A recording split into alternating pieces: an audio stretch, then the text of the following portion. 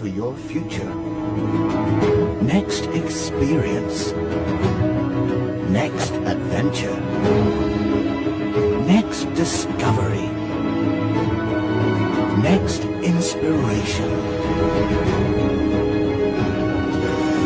Your next destination. Cambodia. Kingdom of Wonder.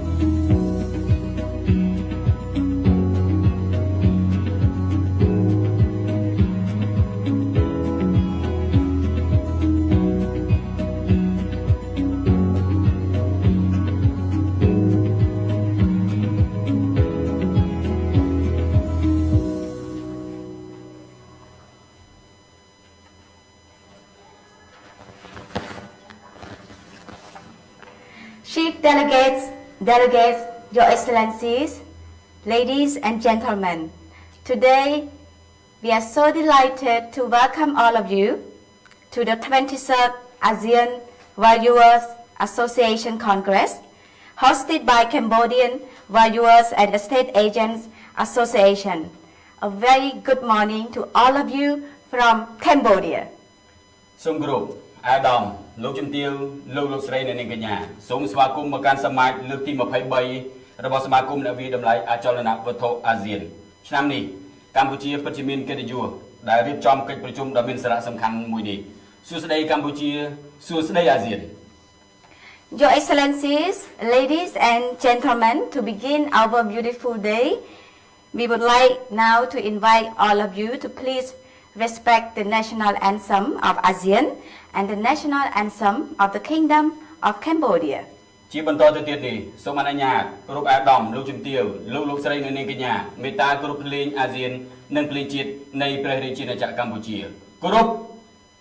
Cambodia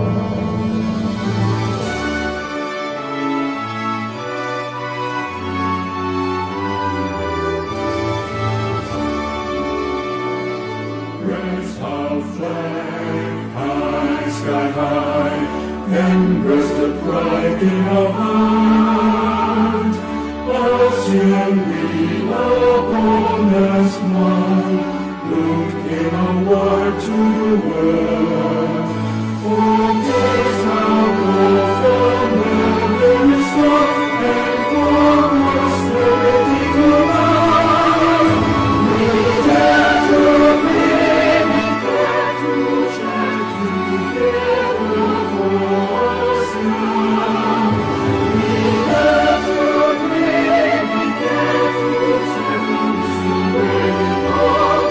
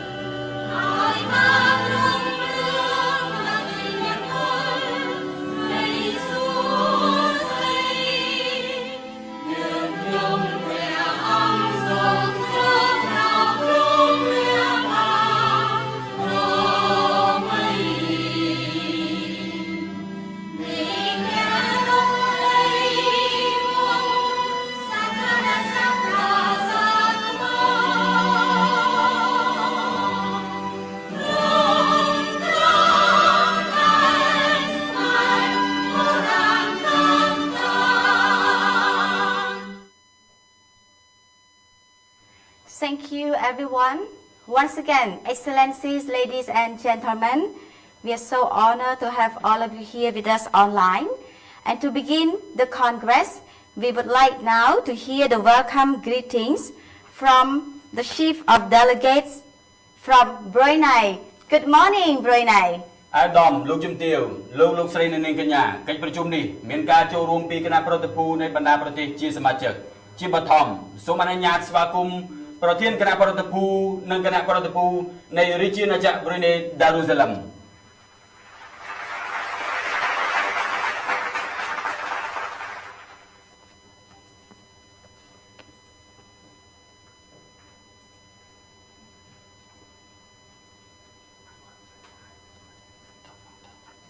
And next, Excellencies, ladies and gentlemen, let us welcome our Chief of Delegates from Indonesia. Good morning, Indonesia. ជាបន្តទៀតសូមស្វាគមន៍ប្រធានគណៈប្រតិភូនិងគណៈប្រតិភូពីសាធារណរដ្ឋឥណ្ឌូនេស៊ី The Honorable President AVA, Mr. Sheikh Soknim, distinguished chief delegates and delegates from AVA member countries, and honorable all participants. Assalamualaikum warahmatullahi wabarakatuh. Good morning and best wishes for all of us. Greetings from AVA Indonesia. We are pleased to look on that the 23rd Asian Valuers Association Congress can be carried out very well this year, although it's still using online media or due to COVID-19 pandemic and travel restrictions in most countries.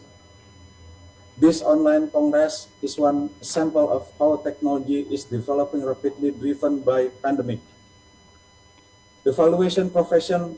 now is facing exciting times, especially with globalization and the onset of rapid technological progression. Therefore, following with the Congress theme, valuation in the midst pandemic COVID-19, together we will learn and share experiences how the valuation industry in each country is dealing with the pandemic circumstances and how enhancement of digital technology can be enhanced the valuation process and techniques. Finally, I would like to express my gratitude to AVA Cambodia and Cambodian Valuers and Estate Agents Association for their hard work, skill, and commitment in holding Congress. I also would like to extend the warmest welcome to all Asian member countries, delegates, and other country representatives who have attended as participants in the Congress. I hope all of you will greatly benefit from this Congress. Wassalamualaikum warahmatullahi wabarakatuh. Thank you, Your Excellency. Thank you, Indonesia. Ladies and gentlemen, next we would like to welcome our Chief of Delegates from Malaysia. Good morning, Malaysia. ជាបន្តទៀតសូមស្វាគមន៍ប្រធានគណៈប្រតិភូនិងគណៈប្រតិភូពីរាជាណាចក្រសហព័ន្ធម៉ាឡេស៊ី Good morning, Honorable President, Mr. Chrek Soknim, all chief delegates, governing council members, and all participants of 23rd ASEAN Valuers Congress. Assalamu alaikum and very good morning, ladies and gentlemen. It is my pleasure to be part of today's Congress, and it is good to see the large number of participants. I believe this is the highest turnout ever. Congratulations, Mr. President, for the hosting country for the success of this event. I look forward to the presentations on the country reports and learn about each other's property market, and certainly looking forward to listen to all the panel discussions in the afternoon. I hope everyone will enjoy and gain as much knowledge as possible, and I wish the Congress a great success. Thank you. Back to you, MC. Thank you, Malaysia. Excellencies, ladies and gentlemen, next please join us in welcoming our Chief of Delegates from the Philippines. Good morning, Philippines. ជាបន្តទៀតសូមស្វាគមន៍ប្រធានគណៈប្រតិភូនិងគណៈប្រតិភូតំណាងពីប្រទេសហ្វីលីពីន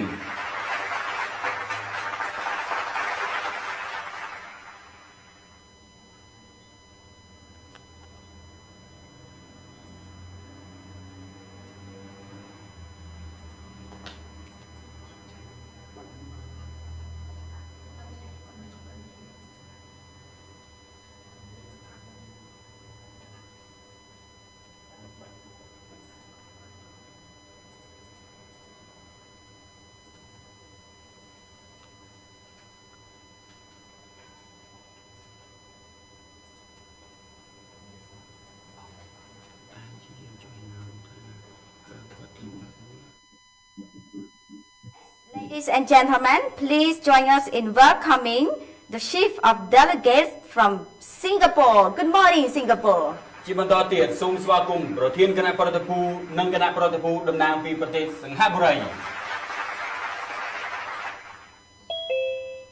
President of AVA, Chief Delegates, fellow delegates, ladies and gentlemen. On behalf of Singapore and the Singapore Institute of Surveyors and Valuers, SISV, I would like to extend warm greetings to all delegates to this 23rd AVA Congress. The ASEAN Valuers Association, AVA, was established back in 1981. It has now come 40 years of its history, and we have hosted 22 congresses during this period. Since the formation of AVA, many of our chapters have established strong valuation structure and framework for conducting valuation. AVA as a body has come of age. Now in the recent years, many changes have taken place that have an impact on the valuation profession, as well as providing opportunity for values. There's now a greater convergence in valuation work, where the valuation of different asset classes falls under the same set of international valuation standards, with accountants doing valuation work and real estate valuers undertaking business and intellectual property valuation. In due course, ASEAN valuers will play an important role in the global economy with their added business and IP valuation skills. Now, another important development is the disruption caused by technology, coupled with the use of artificial intelligence and data analytics on our traditional valuation processes and procedures. With the onset of disruptive technology, the valuation profession must continue to upgrade, innovate, and embrace technology in ways that would enhance rather than disrupt them. The third important impact is caused by the current COVID-19 pandemic. This is the first time that the AVA Congress is held virtually because of the pandemic. This pandemic has disrupted the way we do our business. It has affected the way we conduct field inspection, interact with clients and fellow valuers, and to ensure that we undertake all the safe management measures to protect the health, safety, and well-being of our people. The theme of this 23rd AVA Congress on valuation in the midst of pandemic COVID-19 is therefore relevant and crucial to allow us to understand the impact much better. I'm sure we'll have the opportunity to discuss the theme in greater depth throughout the day. So in conclusion, I would like to thank Cambodia, and in particular the Cambodian Values and Estate Agents Association, CVEA, President Chrek and his team for organizing this virtual congress. It is not easy to organize a virtual meeting. A lot more preparatory work is required. And I would like to congratulate the organizing committee for putting together this event and organizing it well. I wish all a successful congress and a fruitful discussion. Thank you. Thank you, Singapore, for your time. We truly appreciate it. Excellencies, ladies and gentlemen, next, Chief of Delegates from Thailand. Good morning, Thailand. ជាបន្តទៀតសូមស្វាគមន៍ប្រធានគណៈប្រតិភូនិងគណៈប្រតិភូតំណាងពីរាជាណាចក្រថៃឡង់ Good morning, Mr. President. Good morning, Chief Delegate, good delegates, and all participants in this 23rd AVA Congress. Thailand has been in difficulty during this COVID-19, but AVA Congress provides an excellent venue for our learning from other countries, how everybody has been dealing with the situation. I'm very excited to have participated in this Congress. I learned that actually this year, if I'm correct, it is the 40th birthday of AVA, which was created in 1981. In this long period of AVA, Thailand has enjoyed many conquests and benefit enormously from the participation. In this period of COVID-19 outbreak, one thing that has developed very fast is technology, is online communication. And I must congratulate bodies that have arranged this online congress excellently. It's very nice, and it's incredible that you have done. I'm sure that everybody in this congress will learn and benefit from this interaction.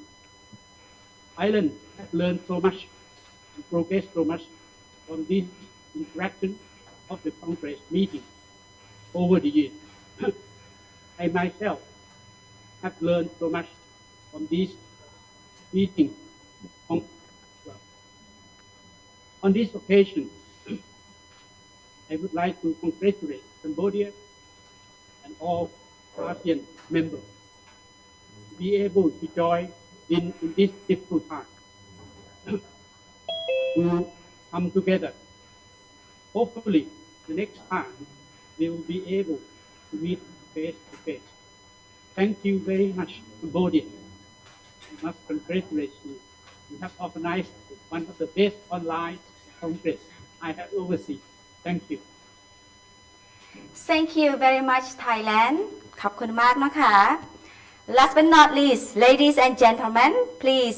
welcome our Chief of Delegates from Vietnam. Good morning, Vietnam.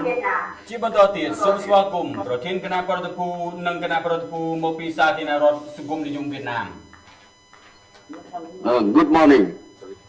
Mr. President Chok Rim, ladies and gentlemen, participants. As the Director of Prime Minister Department, the Ministry of Finance of Vietnam and President of Vietnam, first of all, AVA Vietnam would like to thank Mr. President of AVA Cambodia and AVA Secretary in Indonesia for your great effort to organize the 21st Congress via teleconference. I expect that this Congress will be a bridge and forum, an opportunity for the valuer of AVA and the representative from the international valuation organization to learn and share practical issues and valuable experience in valuation, especially under the context of pandemic COVID-19, as well as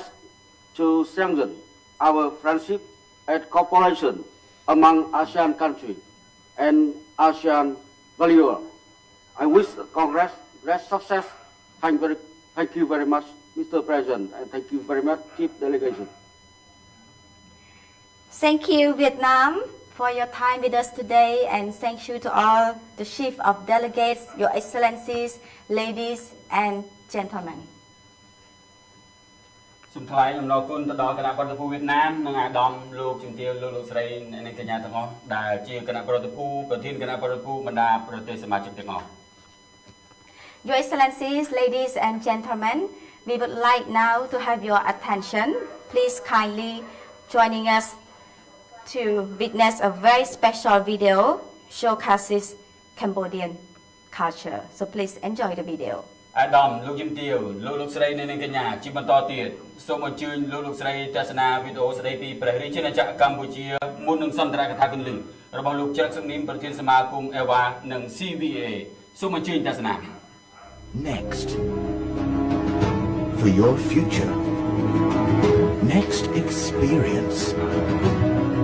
Next adventure. Next discovery. Next inspiration.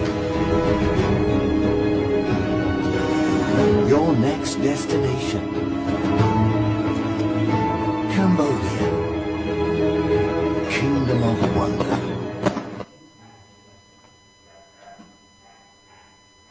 Thank you everyone for your attention. Excellencies, ladies and gentlemen, today is a very special day, and I promise all of you that you will enjoy the moment together. And once again, good morning from Cambodia. Now we are very delighted to invite Mr. Chrek Soknim, our president of AVA and CVEA, for his welcoming greetings. លោកស្រីនិងកញ្ញាសូមស្វាគមន៍សន្ទរកថាគន្លឹះរបស់លោកជ្រឹកសុខនីមប្រធានសមាគមអ្នកវិតម្លៃអចលនវត្ថុអាស៊ានសម្រាប់ការបើកសមាជលើកទី23នៃសមាគមអ្នកវិតម្លៃអចលនវត្ថុអាស៊ាន Your Excellency Dr. Onborn Mirat, Deputy Prime Minister, Minister of Economic and Finance, international and local delegates, our members.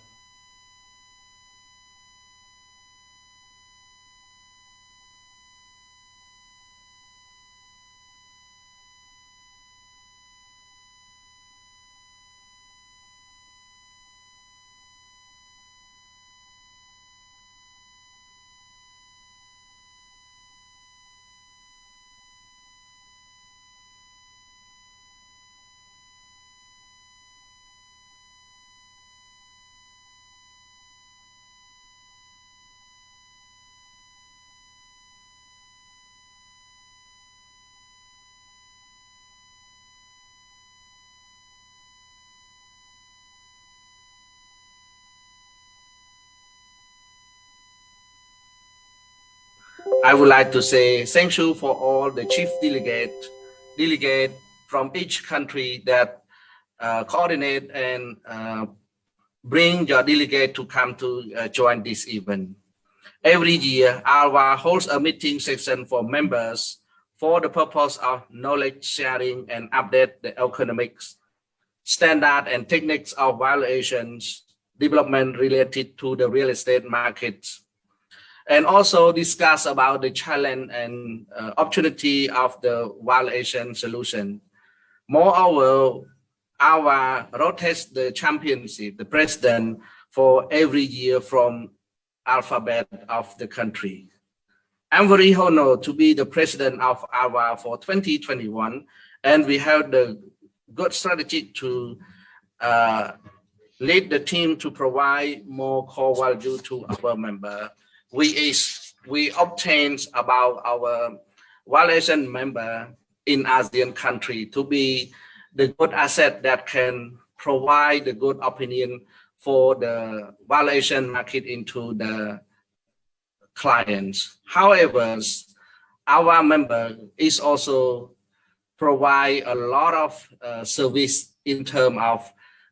valuation to the private sector, to the government, and to many requirements from the business, especially for the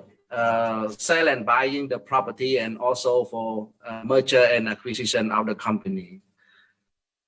Valuation service to build trust and encourage people to be aware before they make the decision for doing the transaction for buying or selling the property. We all know that 2020 until 2021, COVID-19 pandemic has impact to a lot of sector in the economy, and especially for the real estate too. During this economic, even though we face the challenge, but this pandemic provide us a lot of changings, both living and workings.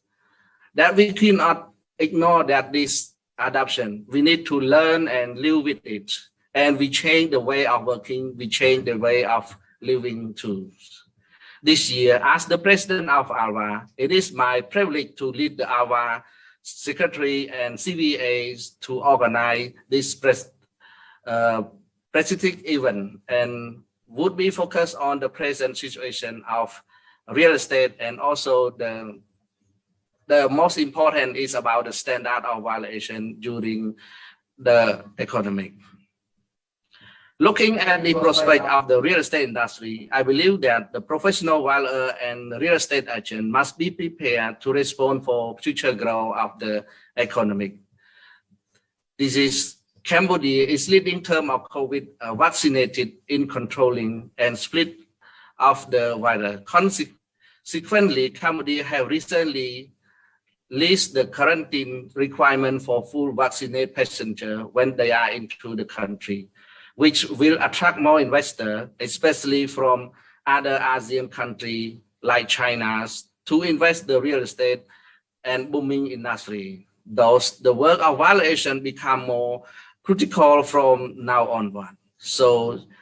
just like everyone else, I'm optimistic about the real estate opportunity in Cambodia. And we encourage all ASEAN members to come to visit Cambodia and looking to invest in real estate. And we are here to be served of you. Thank you. And thank you again for all chief delegate and delegate that spend your valuable time to join this Congress virtual event. Thank you.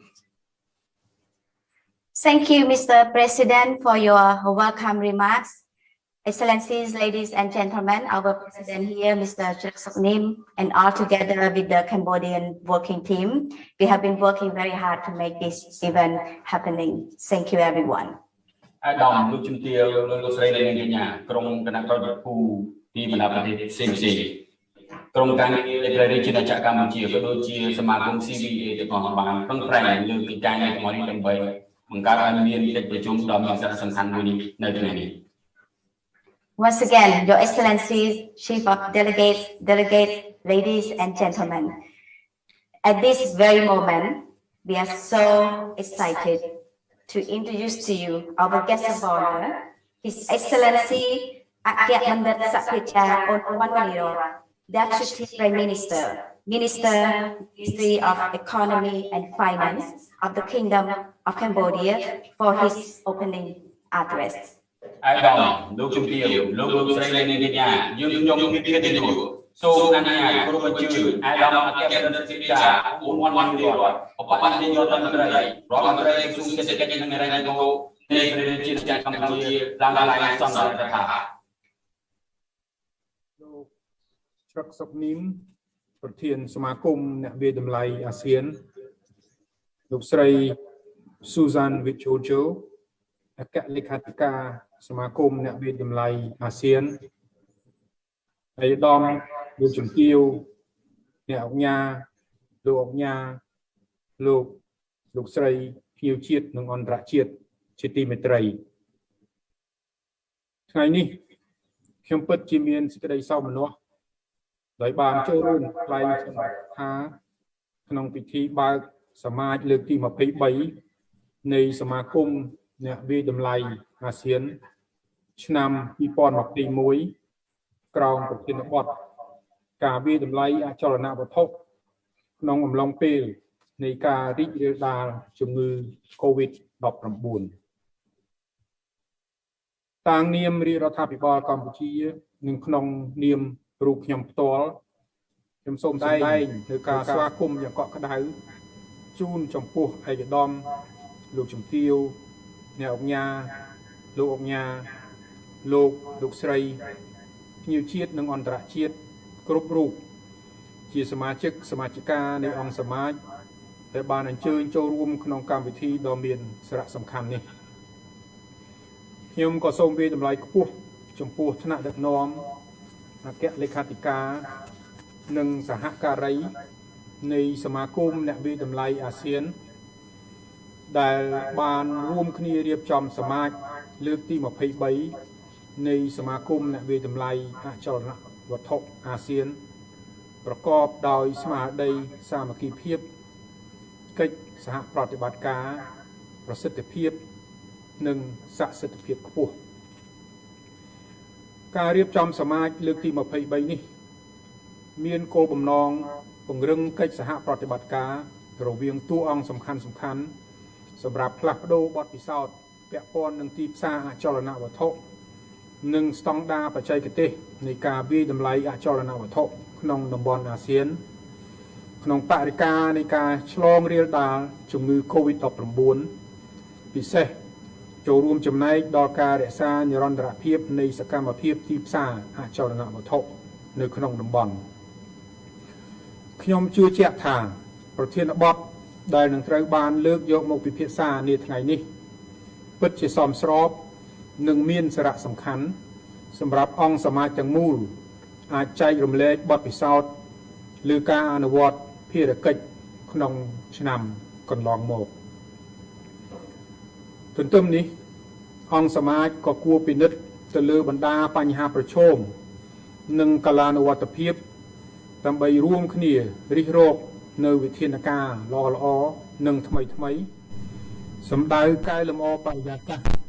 ផ្ដល់សេវាកម្មក្នុងទីផ្សារអចលនវត្ថុ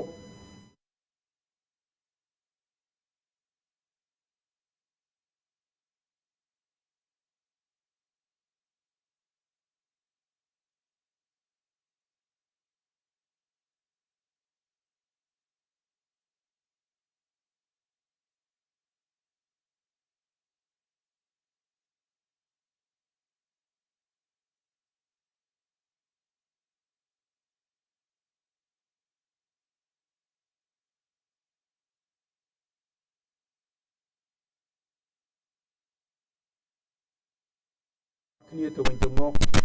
សម្ដៅពង្រឹងគុណភាពនិងលើកកម្ពស់វិជ្ជាជីវៈនេះឲ្យកាន់តែទទួលបាននៅជំនឿទុកចិត្តពីសាធារណជនបន្ថែមទៀតដើម្បីទទួលបាននៅកិត្យានុភាពនិងធានាបាននៅការប្រកួតប្រជែងជាមួយបណ្ដាដៃគូដែលប្រកបធុរកិច្ចដូចគ្នានៅក្នុងតំបន់ជាមួយគ្នានេះដែរខ្ញុំសង្ឃឹមយ៉ាងមុតមាំថានៅពេលដែលសាធារណជនកាន់តែមានជំនឿទុកចិត្តចំពោះគុណភាពនៃការផ្ដល់សេវាកម្មរបស់អ្នកវិតម្លៃអចលនវត្ថុគឺមានន័យថាអ្នកប្រកបវិជ្ជាជីវៈក្នុងវិស័យនេះនឹងមានតួនាទីកាន់តែសំខាន់នៅក្នុងទីផ្សារអចលនវត្ថុទាំងនៅក្នុងប្រទេសរបស់ខ្លួននិងទាំងនៅក្នុងតំបន់អាស៊ានទាំងមូលហើយការប្រើប្រាស់សេវាកម្មវិតម្លៃក៏កាន់តែមានការរីកចម្រើនឡើងថែមទៀតឯកឧត្តមលោកជំទាវអ្នកអង្គការលោកអង្គការលោកស្រីក្នុងរយៈពេលជិត2ឆ្នាំកន្លងទៅគិតចាប់តាំងពីដើមឆ្នាំ2020មកទល់បច្ចុប្បន្នពិភពលោកទាំងមូលបានជួបប្រទះនឹងវិបត្តិសុខភាពសាធារណៈជាសកលតែបណ្ដាលមកពីការរីករាលដាលយ៉ាងឆាប់រហ័សនៃជំងឺ COVID-19 ជំងឺនេះមិនត្រឹមតែបានបង្កការគំរាម ដល់សុខភាពនិងអាយុជីវិតរបស់យើងប៉ុណ្ណោះទេប៉ុន្តែថែមទាំងនាំមកនូវផលប៉ះពាល់ធ្ងន់ធ្ងរដល់សេដ្ឋកិច្ចនិងសង្គមទាំងមូលដែលមិនធ្លាប់មានពីមុនមកយោងតាមតួលេខបច្ចុប្បន្នកម្មថ្មីនេះចំនួនករណីអ្នកឆ្លងសរុបទូទាំងសកលលោកបានកើនឡើងលើស257លាននាក់និងចំនួនអ្នកស្លាប់មានជាង 5.1 លាននាក់ក្នុងឆ្នាំ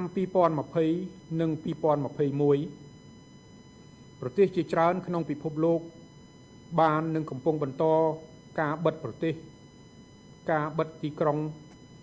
ការរឹតបន្តឹងការធ្វើដំណើរនិងការដាក់ចេញនៅវិធានការចាំបាច់មួយចំនួនទៀតសម្ដៅទប់ស្កាត់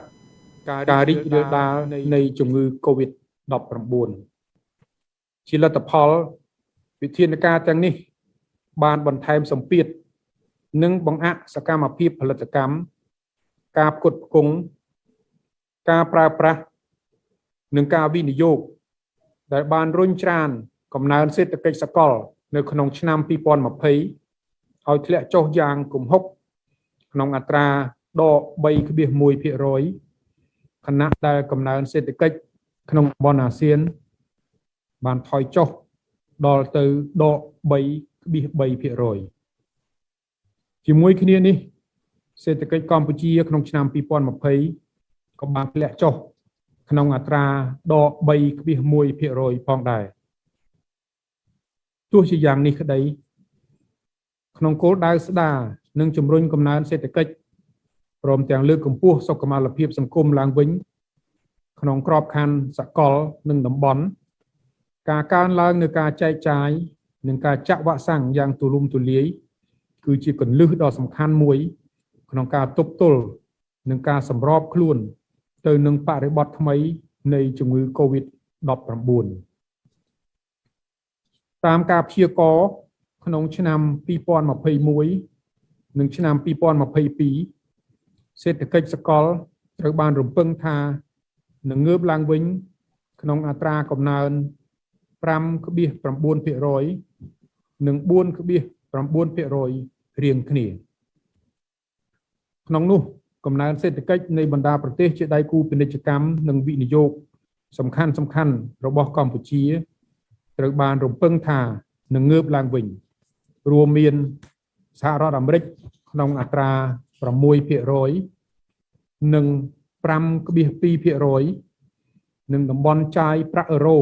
ក្នុងអត្រា 5% និង 4.3% ក្នុងឆ្នាំ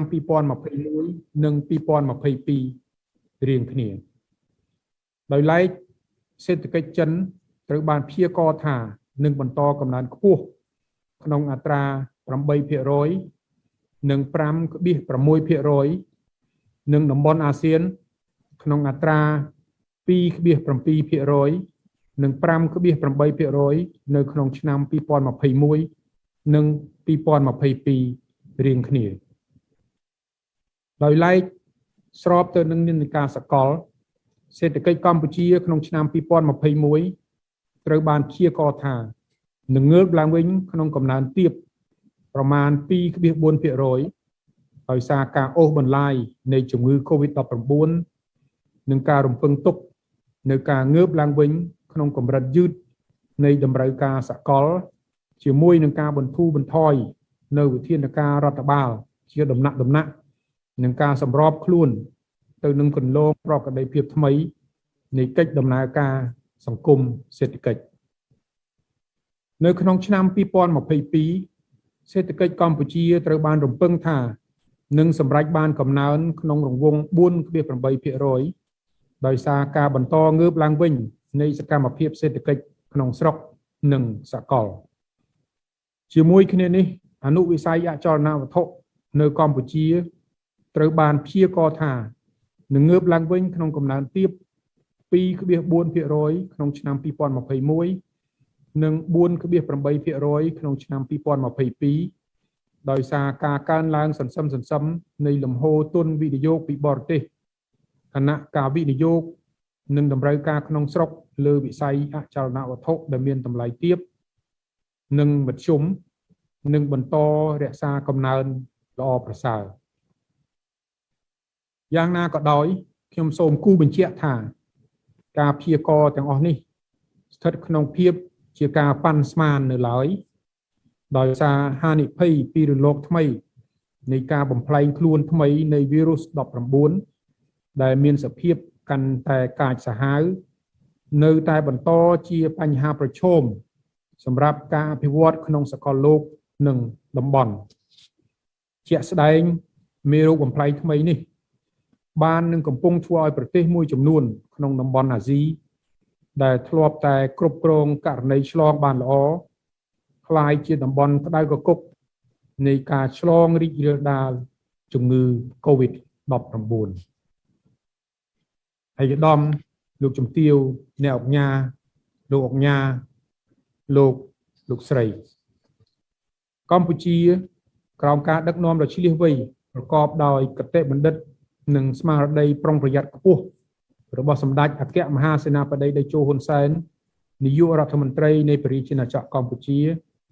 បានដាក់ចេញនូវវិធានការអន្តរាគមន៍ប្រកបដោយប្រសិទ្ធភាពខ្ពស់ចំនួន10ជុំរួចមកហើយសម្ដៅជួយរក្សាលំនឹងធុរកិច្ចនិងជីវភាពរស់នៅរបស់ប្រជាពលរដ្ឋជាពិសេសកម្មករនិយោជិតនិងគ្រួសារក្រីក្រព្រមទាំងជនងាយរងគ្រោះដែលទទួលរងផលប៉ះពាល់ពីវិបត្តិជំងឺ COVID-19 ពាក់ព័ន្ធនឹងការប្រយុទ្ធនឹងជំងឺ COVID-19 រាជរដ្ឋាភិបាលកម្ពុជាបានកំណត់យកការចាក់វ៉ាក់សាំងជាវិធានការគន្លឹះបន្ថែមលើវិធានការសំខាន់ដទៃទៀតដើម្បីទប់ស្កាត់ការឆ្លងរាលដាលនៃជំងឺ COVID-19 ការពារសុខភាពសាធារណៈនិងជួយសង្គ្រោះអាយុជីវិតប្រជាជនគិតមកត្រឹមថ្ងៃនេះប្រជាជនកម្ពុជាដែលមានអាយុ5ឆ្នាំឡើងបានទទួលការចាក់វ៉ាក់សាំងបង្ការជំងឺ COVID-19 ប្រមាណ 88% ក្នុងចំណោមប្រជាជនក្នុងប្រទេសសរុបចំនួនប្រមាណ16លាននាក់ពេលនេះកម្ពុជាបានបើកដំណើរការសកម្មភាពសង្គមសេដ្ឋកិច្ចទាំងអស់ឡើងវិញជាធម្មតារួមទាំងវិស័យទេសចរណ៍ផងដែរហើយឧត្តមលោកជំទាវអ្នកអង្គការលោកអង្គការលោកស្រីទោះបីជាយើងនៅប្រឈមនឹងភាពមិនប្រកបប្រជាខ្ពស់ក៏ដោយខ្ញុំយល់ថាតំបន់អាស៊ាននឹងនៅតែមានសក្តានុពលនិងដើរតួនាទីយ៉ាងសំខាន់ក្នុងការស្ដារនិងជំរុញកំណើនសេដ្ឋកិច្ចឲ្យងើបឡើងវិញក្រោយវិបត្តិជំងឺ COVID-19 ជាមួយនឹងការអភិវឌ្ឍសង្គមសេដ្ឋកិច្ចប្រកបដោយចីរភាពនិងបរិយាបន្នក្នុងបរិការនេះរាជរដ្ឋាភិបាលកម្ពុជាប្រកាន់យកនៅទស្សនវិជ្ជានៃការខិតខំប្រែក្លាយវិបត្តិចំពោះមុខឲ្យទៅជាកាលានុវត្តភាពសម្រាប់ជំរុញកិច្ចការកែតម្រង់ឲ្យកាន់តែស៊ីជម្រៅសម្ដៅកសាងប្រព័ន្ធសេដ្ឋកិច្ចនិងសង្គមឲ្យកាន់តែរឹងមាំនិងមានភាពធន់ទៅនឹងវិបត្តិនាអនាគតក្នុងស្មារតីនេះរាជរដ្ឋាភិបាលកំពុងរៀបចំដាក់ចេញក្នុងពេលឆាប់ខាងមុខនៅក្របខ័ណ្ឌយុទ្ធសាស្ត្រនិងកម្មវិធីស្ដារនិងជំរុញកំណើនសេដ្ឋកិច្ចកម្ពុជាក្នុងការរស់នៅជាមួយ COVID-19 តាមគន្លងប្រក្រតីភាពថ្មីសម្រាប់ឆ្នាំ 2021-2023 ក្នុងគោលបំណងជំរុញកំណើនសេដ្ឋកិច្ចឲ្យងើបឡើងវិញខិតទៅជិតកំណើនជាសក្តានុពលប្រកបដោយចីរភាពភាពធន់និងបរិយាបន្នតាមរយៈការលើកកម្ពស់ភាពប្រកួតប្រជែងនិងការជំរុញការធ្វើពិពិធកម្មមូលដ្ឋានសេដ្ឋកិច្ចជាពិសេសលើមូលដ្ឋានឧស្សាហកម្មរឹងមាំដែលមានសមត្ថភាពនាំចេញខ្ពស់និងផ្សារភ្ជាប់កាន់តែខ្លាំងក្លាជាមួយខ្សែច្រវាក់ផ្គត់ផ្គង់តំបន់និងពិភពលោកក្របខ័ណ្ឌយុទ្ធសាស្ត្រនេះនឹងពឹងផ្អែកលើសសរស្តម្ភចំនួន3ឬ 3Rs រួមមាន 1. ការស្ដារ recovery ដែលផ្ដោតលើការស្ដារឡើងវិញនៅវិស័យសំខាន់ ជាជំទល់ទ្រទ្រង់កំណើនសេដ្ឋកិច្ចនៅមុនវិបត្តិជំងឺ COVID-19 2. ការកែតម្រង់ reform ដែលផ្ដោតលើការបន្តកិច្ចការកែតម្រង់សំខាន់ៗជារចនាសម្ព័ន្ធរួមមានជាអាចការបើកទីផ្សារតាមរយៈការពង្រីកការចូលរួមក្នុងបណ្ដាញនៃកិច្ចព្រមព្រៀងពាណិជ្ជកម្មសេរីទ្វេភាគីនិងពហុភាគីការធ្វើឲ្យប្រសើរឡើងនៅបរិយាកាសសម្រាប់ការវិនិយោគការសម្រួលពាណិជ្ជកម្មនិងការផ្ដល់សេវាកាន់តែប្រសើរឡើងសម្រាប់សកម្មភាពធុរកិច្ចនិង3ការពង្រឹងភាពធន់ resiliency ដែលផ្ដោតទៅលើការអភិវឌ្ឍថាមពលបៃតងការអភិវឌ្ឍហេដ្ឋារចនាសម្ព័ន្ធឆ្លើយតបនឹងការផ្លាស់ប្ដូរអាកាសធាតុការជំរុញការអភិវឌ្ឍ digital លោកពាណិជ្ជកម្មក្នុងប្រព័ន្ធសេដ្ឋកិច្ចការអភិវឌ្ឍជំនាញព្រមទាំងការពង្រឹងការត្រៀមខ្លួនឆ្លើយតបទៅនឹងវិបត្តិនានាឬស្ថានភាពស្រដៀងគ្នាដែលអាចផ្ទុះឡើងនាអនាគតទាំងក្នុងទិដ្ឋភាពសង្គមនិងសេដ្ឋកិច្ចដោយឡែកដើម្បីសម្របខ្លួនទៅនឹងនិន្នាការថ្មីនិងឆ្លើយតបទៅនឹងតម្រូវការចាំបាច់ជាក់ស្ដែងចំពោះមុខរាជរដ្ឋាភិបាលក៏បានដាក់ចេញនូវគោលនយោបាយនិងអនុវត្តកិច្ចការកែតម្រង់ស្ថាប័នមួយចំនួនទៀតរួមមានជាអាច 1. ក្របខ័ណ្ឌគោលនយោបាយសេដ្ឋកិច្ចនិងសង្គម Digital កម្ពុជា 2021-2035 ដែលផ្ដោតលើការបង្កើនល្បឿន Digital លោកពាណិជ្ជកម្មនិងបរិវត្តកម្ម Digital សម្ដៅទាញយកអត្ថប្រយោជន៍ជាអតិបរមាពីការវិវត្តយ៉ាងលឿននៃបច្ចេកវិទ្យានេះនិង 2. ច្បាប់ស្ដីពីការរៀបចំនិងការប្រព្រឹត្តទៅនៃអាជ្ញាធរសេវាហិរញ្ញវត្ថុមិនមែនធនាគារដើម្បីបង្កើតអាជ្ញាធរសេវាហិរញ្ញវត្ថុមិនមែនធនាគារដែលមានតួនាទីនិងភារកិច្ចគ្រប់គ្រងនិងត្រួតពិនិត្យលើវិស័យធានារ៉ាប់រងនិងសោធនឯកជនវិស័យមូលបត្រវិស័យសន្តិសុខសង្គមវិស័យបរិធនបាលកិច្ចវិស័យគណនេយ្យនិងសវនកម្មនិងវិស័យអចលនវត្ថុនិងបញ្ចាំក្នុងគោលដៅពង្រឹងនិងពង្រីកវិសាលភាពនៃការអភិវឌ្ឍវិស័យហិរញ្ញវត្ថុមិនមែនធនាគារឲ្យក្លាយជាសសរស្តម្ភដ៏រឹងមាំសម្រាប់គាំទ្រដល់ការជំរុញកំណើនសេដ្ឋកិច្ចឯកឧត្តមលោកជំទាវអ្នកអង្គការលោកអង្គការលោកស្រីខ្ញុំពិតជាមានសេចក្តីរីករាយដោយសមាគមអ្នកវាយតម្លៃនិងភ្នាក់ងារអចលនវត្ថុកម្ពុជាបានទទួលបំពេញតួនាទីជាម្ចាស់ផ្ទះនៃកម្មវិធីដ៏មានសារៈសំខាន់នេះអ្នកវាយតម្លៃអចលនវត្ថុដើរតួនាទីយ៉ាងសំខាន់ក្នុងការអភិវឌ្ឍវិស័យអចលនវត្ថុនៅក្នុងប្រទេសនិងតំបន់ខ្ញុំសង្ឃឹមថាតាមរយៈយន្តការនៃសមាជអ្នកវាយតម្លៃអចលនវត្ថុអាស៊ាននេះកិច្ចសហប្រតិបត្តិការសិក្សាស្វែងយល់និងការផ្លាស់ប្ដូរបទពិសោធន៍ក្នុងចំណោមអ្នកចូលរួមនឹងអាចក្លាយជាធាតុចូលដ៏សំខាន់សម្រាប់ការរៀបចំច្បាប់បទបញ្ញត្តិនិងគោលនយោបាយពាក់ព័ន្ធនឹងវិស័យអចលនវត្ថុនៅក្នុងប្រទេសសមាជិកទាំងអស់ពិសេសនៅកម្ពុជាផ្ទាល់តែម្ដងក្នុងន័យនេះដើម្បីជំរុញការអភិវឌ្ឍវិស័យអចលនវត្ថុប្រកបដោយចីរភាពស្ថិរភាពប្រសិទ្ធភាពនិងស័ក្តិសិទ្ធិភាពខ្ញុំស្នើអង្គសមាជពិនិត្យលទ្ធភាពក្នុងការគិតគូរនិងផ្ដល់យោបល់លើចំណុចសំខាន់មួយចំនួនដូចខាងក្រោម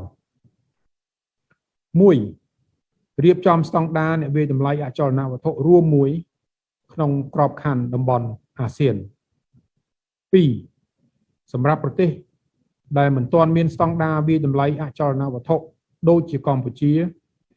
គួររៀបចំស្តង់ដារវាយតម្លៃអចលនវត្ថុនេះឡើងឲ្យបានឆាប់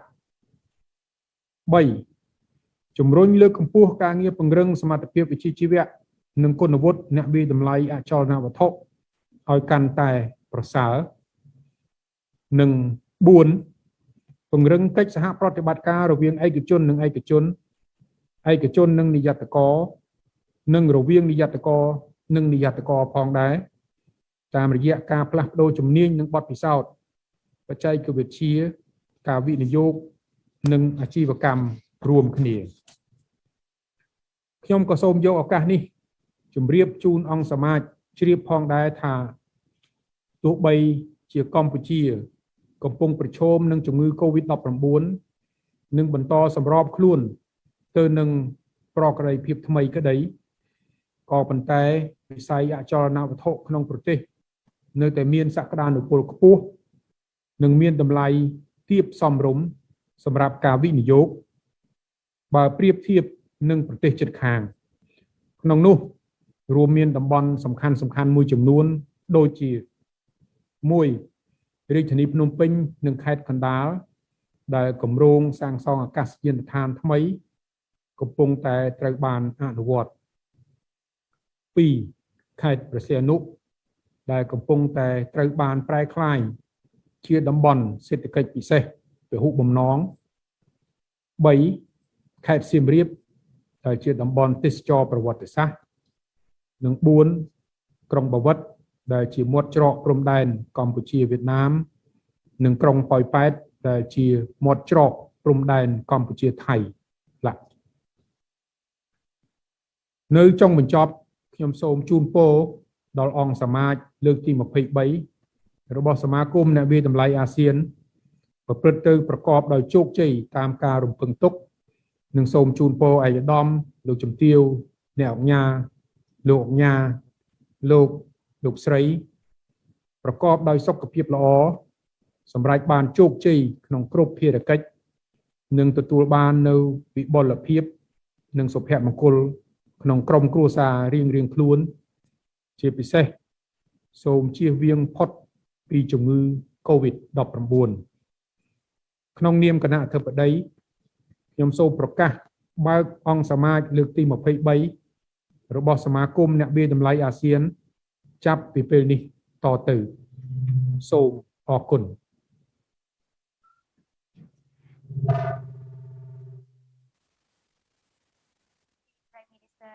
Minister of Economy and Finance, thank you so much for your welcome remarks. សូមថ្លែងអំណរគុណដល់ជ្រាលជ្រៅទៅដល់អាដាមអគ្គមណ្ឌិតសភាចាអូនពាន់នីរដ្ឋឧបនាយករដ្ឋមន្ត្រីក្រសួងសេដ្ឋកិច្ចនិងហិរញ្ញវត្ថុនៃព្រះរាជាណាចក្រកម្ពុជាសម្រាប់សន្ទរកថាគន្លឹះដ៏មានតម្លៃនៅក្នុងអង្គពិធីនេះ Chief of Delegates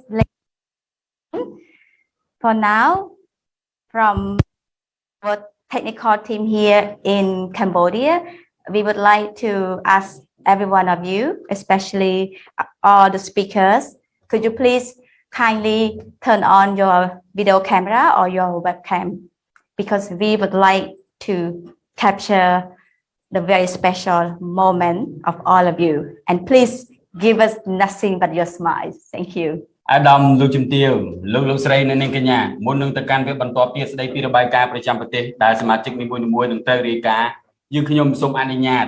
អាដាមលោកជំទាវដែលជាវាគ្មិននិងគណៈប្រតិភូប្រធានគណៈប្រតិភូទាំងអស់មេតាបើកកាមេរ៉ាឬក៏ webcam ដើម្បីឲ្យក្រុមការងារបច្ចេកទេសរបស់យើងអាចអនុញ្ញាតថតរូបទុកជាអនុស្សាវរីយ៍សូមផ្ដល់ក្តីញញឹមមកកាន់យើងទាំងអស់គ្នា So once again, ladies and gentlemen, before we proceed to the next session, please kindly let us see your face and give us your smile. Thank you. បាទសូមបើកកាមេរ៉ាបើក webcam ទាំងអស់គ្នាសម្រាប់ក្រុមការងារបច្ចេកទេសក្នុងការផ្ដិតរូបភាពទុកជាអនុស្សាវរីយ៍ And for our technical team here, when you are ready, please let us know.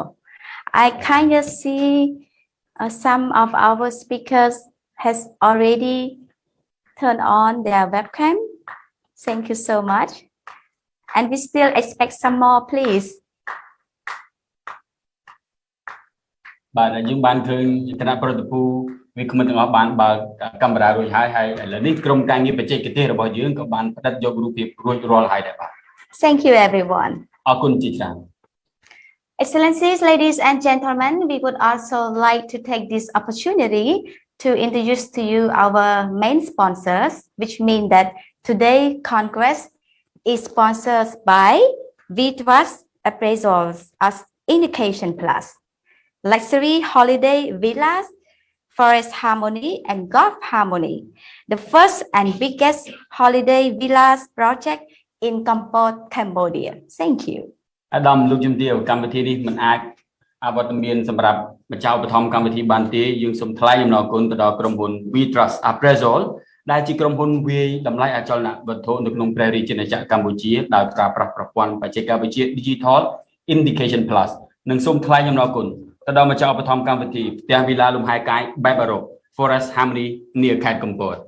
Thank you. Excellencies, ladies and gentlemen, let us now begin our report on economic and property updates. So today with us, we're going to introduce to you our first speaker from Brunei, Mr. Iqbal bin Haji Mohammed Taufik, Valuation Officer, Land Department, Ministry of Development from Brunei. Once again, good morning, Brunei. អាដាមលោកជំទាវលោកស្រីនិងនាងកញ្ញាជាបន្តទៅទៀតនេះយើងខ្ញុំសូមអនុញ្ញាតអង្គវិធីទាំងមូលស្ដាប់របាយការណ៍ស្ដីពីវឌ្ឍនភាពសេដ្ឋកិច្ចនិងទីផ្សារអចលនទ្រព្យពីប្រទេសជាសមាជិកជាបឋមសូមស្វាគមន៍បទបង្ហាញរបស់លោក Iqbal bin Haji Mohammed Taufik តំណាងក្រសួងអភិវឌ្ឍន៍នៃព្រះរាជាណាចក្រ Brunei Darussalam. Good morning.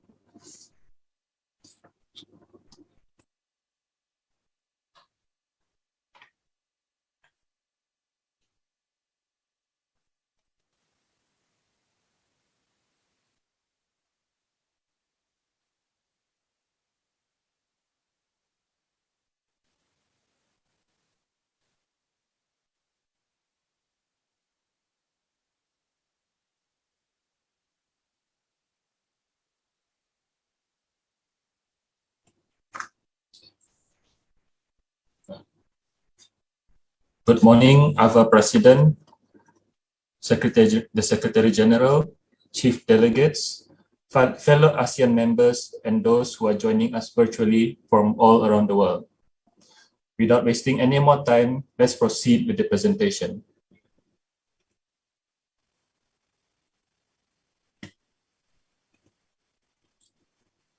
Brunei's economy slowed in 2020 due to weak external demand,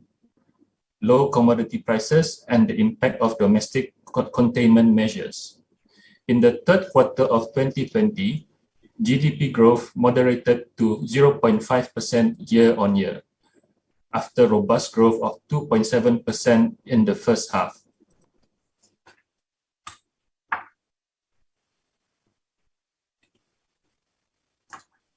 On a quarter-on-quarter basis, the economy contracted by 2.7% in Q3, despite the COVID-19 outbreak and public health measures that restricted economic activity. Growth remained robust in the first half of 2020, with the downstream sector contributing 5 percentage points of GDP growth.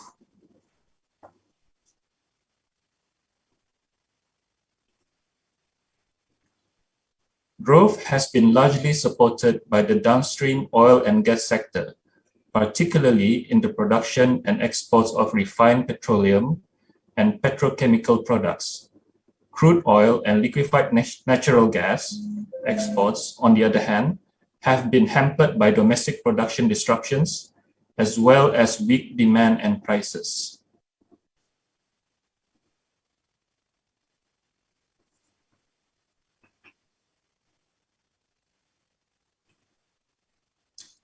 Inflation surged in the first half of 2020, but moderated in the third quarter. Consumer prices rose significantly in the first half of 2020 due to a marked depreciation of the exchange rate and shortages of certain imported items caused by the global supply chain disruptions.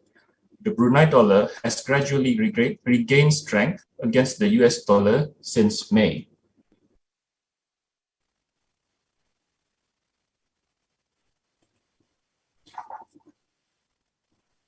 The trade balance fell into deficit in the third quarter of 2020. travel restrictions enforced worldwide led to lower demand for jet fuel, diesel, and gasoline. The global aromatics markets has also been affected as manufacturing activity slowed. Meanwhile, imports of mineral fuels used as feedstock for the production of refined and petrochemicals products surged.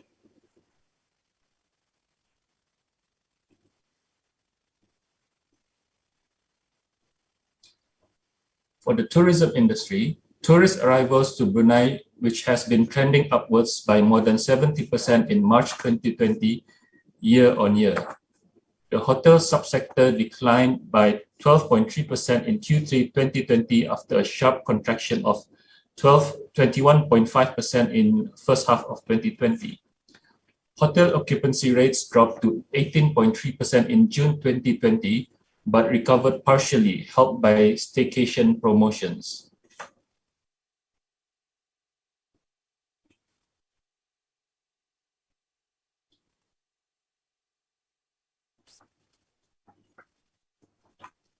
In Q3, the retail, trade, and telecommunications subsector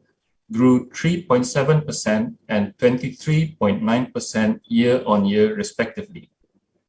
This reflected the impact of public health interventions, including school closures, work from home arrangements. Residential electricity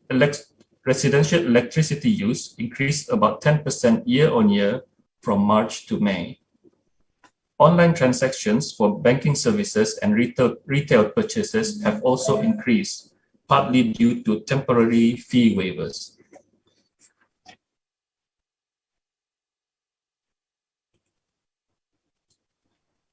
Domestic lending fell sharply in the third quarter of 2020 due to a decline in credit to households, particularly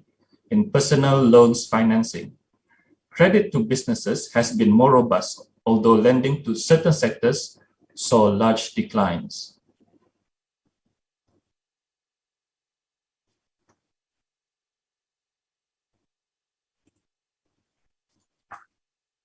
Demand deposits continue to surge, which may reflect pandemic-induced precautionary saving,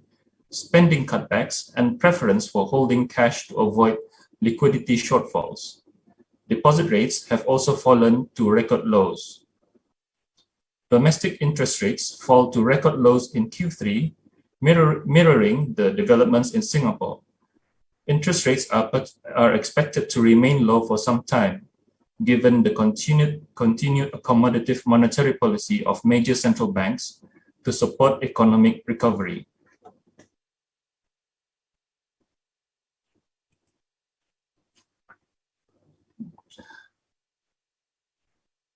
The negative Q1 growth in 2021 was largely due to a contraction in oil and gas mining, manufacturing of LNG, and construction, which reduced by 16.6%. Crude oil production fell to 114.9 thousand barrels per day to 112,000 barrels per day, while LNG production decreased by 11.4%. The decline in the upstream oil and gas sector was attributed to unanticipated production disruptions, while the slump in construction was due to limited availability of migrant workers and shortage of raw materials amid border closures. On the other hand, strong growth was recorded in the downstream oil and gas sector, particularly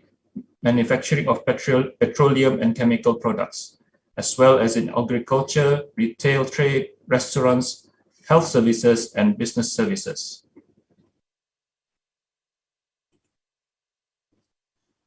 Brunei's fiscal deficit narrowed slightly in Q1 on the back of higher oil and gas receipts and tax revenue, despite an increase in spending. Oil prices have recovered strongly from last April's troughs, with Brent averaging $60.60 per barrel in Q2. Brunei's fiscal deficit is projected to narrow in 2021, primarily driven by higher oil prices and gas revenue. The Residential Property Price Index is published by the Brunei Darussalam Central Bank or BDCB. The index is compiled by using data sourced from banks in Brunei Darussalam. It is published in cooperation with the Authority of Building Control and Construction Industry, ABCI. In Q1 of 2021, the RPPI showed an increase of 1.9% year-on-year compared to Q1 2020, an increase of 2.5% quarter-on-quarter compared to Q4 of 2020.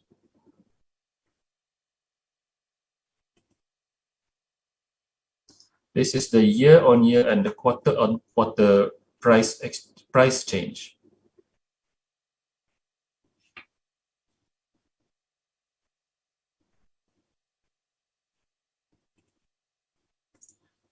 Based on the mortgage data obtained from banks, the majority of these transactions were for detached houses, which is 63%, followed by semi-detached houses, 21%, terrace houses, 8%, and apartments at 8%.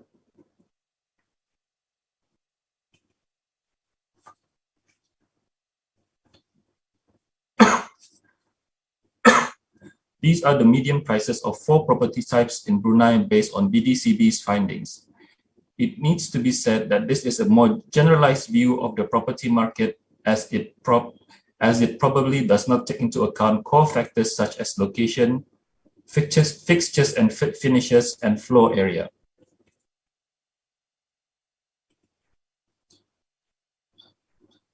The second wave of COVID-19 that hit Brunei in August 2021 does not seem to have any resounding effect on the property market. Property prices generally have remained stable. It also seems that the property developers have substantial profit margins to absorb the rising cost of raw materials, disruption in the supply chain, and labor shortages. It can be said that the residential property market continues to be overpriced, and the trend of vacant residential properties continues.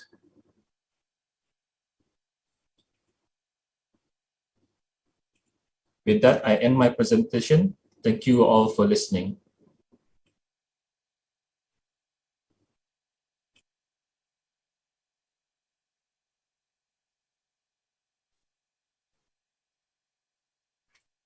Thank you, Mr. Iqbal bin Haji Muhammad Taufik of Brunei for your report. សូមថ្លែងអំណរគុណតំណាងពីប្រទេសព្រះរាជាណាចក្រ Brunei Darussalam សម្រាប់របាយការណ៍ប្រចាំប្រទេសរបស់ខ្លួន Ladies and gentlemen, please allow us now to introduce to you our next speaker, Mr. Son Siep, the Executive Vice President of CVEA. Good morning, sir.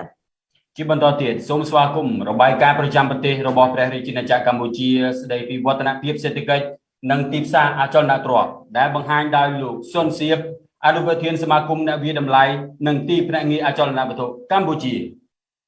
Good morning.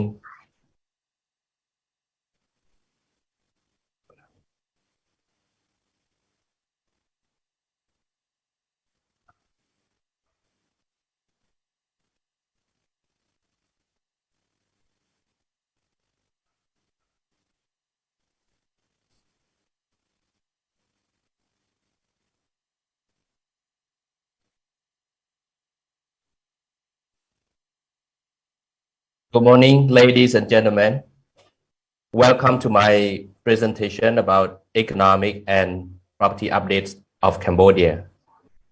Again, my name is Son Siep. I'm the Executive Vice President of Cambodian Valuers and Estate Agent Association. My skill is in property valuation and property investment. Today, I have 4 points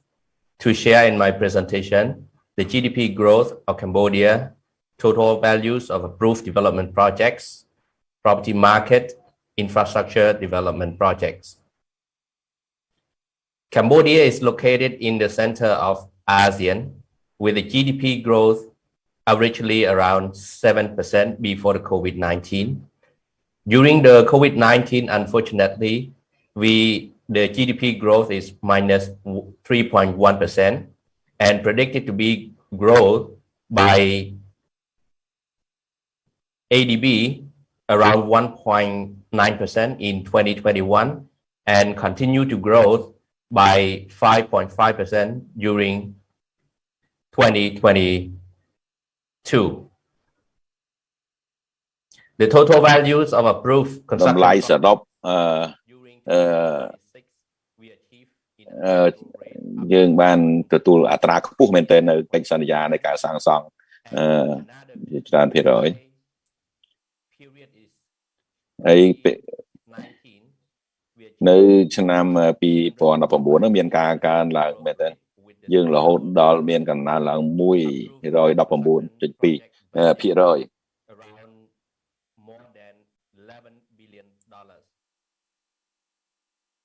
Moving to property market តកតងទៅនឹងទីផ្សារនេះ average land values of ទីផ្សារនៅភ្នំពេញមានស្រុកទាំងអស់14បទបង្ហាញរបស់ខ្ញុំនៅថ្ងៃនេះយើងបដោតជាសំខាន់ទៅលើតែខណ្ឌទាំង5នៅក្នុងស្រុកទេដែលតម្លៃដីប្រហែលជា$4,000ក្នុង1ម៉ែត្រការ៉េហើយកត្រាកំណើនឡើងប្រហែលជា 3% យើងតម្លៃអំពីកាយឡៃនៅទីក្រុងភ្នំពេញវិញកម្រិត A នេះប្រហែលអាចប្រហែលជា$60,000ក្នុង$60,000ក្នុង1ម៉ែត្រការ៉េហើយ C ណា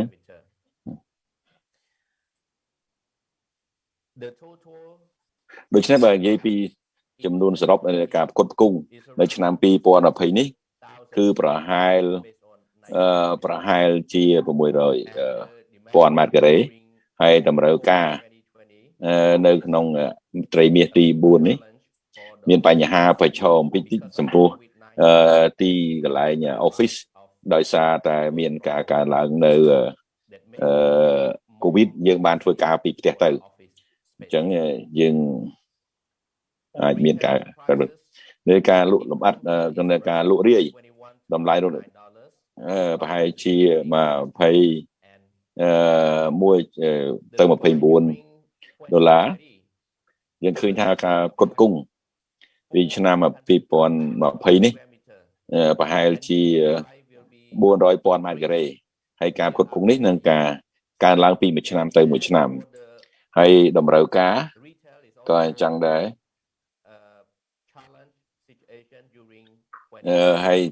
ស្ថានភាពនេះគឺអាចនៅតែមានផលប៉ះពាល់ដោយ COVID នៅឆ្នាំ2020នេះដដែលហើយតម្លៃលក់និងតម្លៃទិញនៅតាមអនឡាញតម្លៃ condo គឺប្រហែលជា1ម៉ែត្រការ៉េ$2,500ហើយតម្លៃមធ្យមពី$1,600 ទៅ$2,500ក្នុង1ម៉ែត្រការ៉េហើយតម្លៃសមរម្យជាងគេនោះពីគេគឺប្រហែលជា800ទៅ$1,500ម៉ែត្រការ៉េហើយការផ្គត់ផ្គង់នៅក្នុងឆ្នាំ2020នេះសរុបទៅប្រហែលជា2,000 បន្ទប់គេថា2,000 បន្ទប់2,000 ផ្ទះហើយនឹងមានការកើនឡើងពីមួយឆ្នាំទៅមួយឆ្នាំហើយតម្រូវការផ្នែកនឹង condo នេះគឺមានការជួបលំបាកមួយចំនួនព្រោះថាអ្នកសាងសង់ condo នោះក៏លក់ឲ្យបរទេសដោយសារមានការលំបាកធ្វើដំណើរក្នុង COVID នេះអញ្ចឹងជួបប្រទះមួយចំនួនដែលធ្វើឲ្យទីផ្សារ condo នោះមានការស្រុតចុះបាទ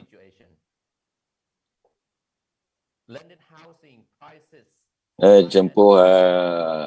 ដីផ្ទះនេះយើងថាផ្ទះមួយល្វែងមកគិតទៅប្រហែលជាអាច 40,000 តម្លៃមធ្យមអាច 10,000 ទៅ 40,000 ហើយគេថាតម្លៃទីពីគេនេះអាចពី 40,000 ទៅ 10,000 ដូច្នេះការផ្គត់ផ្គង់ក្នុងឆ្នាំ 2020 នេះសរុបទៅដូចជាមានប្រហែលជា 6,000 ល្វែងសរុបទៅតាមការសង្កេតរបស់យើងឃើញថាមានតម្រូវការខ្លាំងមែនទែនតកតងទៅនឹងដីសម្រាប់សាងសង់ផ្ទះនេះពីព្រោះថានៅក្នុងឆ្នាំ 2020 នេះចំពោះតម្លៃទាបជាងគេនៅក្នុងស្រុកនេះចឹងឥឡូវយើងបន្តទៅនៅគម្រោងបរិយាហេដ្ឋារចនាសម្ព័ន្ធទៀតនៅទីក្រុង 3 សំខាន់ទី 1 នៅទីក្រុងភ្នំពេញទី 2 នៅសៀមរាបទី 2 នៅសីហនុវីលទី 3 នៅពោធិ៍សែនភ្នំពេញជារាជធានីនៃប្រទេសកម្ពុជាដែលយើងមានគម្រោងអភិវឌ្ឍរចនាហេដ្ឋារចនាសម្ព័ន្ធធំៗច្រើនមានដូចជាអាកាសយានថ្មីដែលមានទំហំជាច្រើនហិកតាហើយតម្លៃសរុបរាប់លានដុល្លារនៅទីនេះចម្រងធំមួយទៀតគឺផ្លូវមានល្បឿនលឿនពីភ្នំពេញទៅនេះប្រហែលជា 192 គីឡូម៉ែត្រហើយប្រហែលជាអស់ 2,000 លានដុល្លារហើយគម្រោងប្រហែលជាអាចចាប់សរុបនៅឆ្នាំ 2023 ហើយនឹងផ្លូវដែកអាស៊ានភ្ជាប់ផ្លូវដែកអាស៊ានពីភ្នំពេញទៅសមុទ្រទីក្រុងសីហនុហើយនឹងភ្ជាប់ពីប្រទេសកម្ពុជាទៅប្រទេសថៃ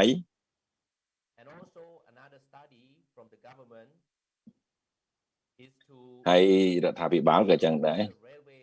ដើម្បីកសាងផ្លូវដែកមួយទៀតភ្ជាប់ពីភ្នំពេញទៅទីក្រុងហូជីមិញនៃប្រទេសវៀតណាម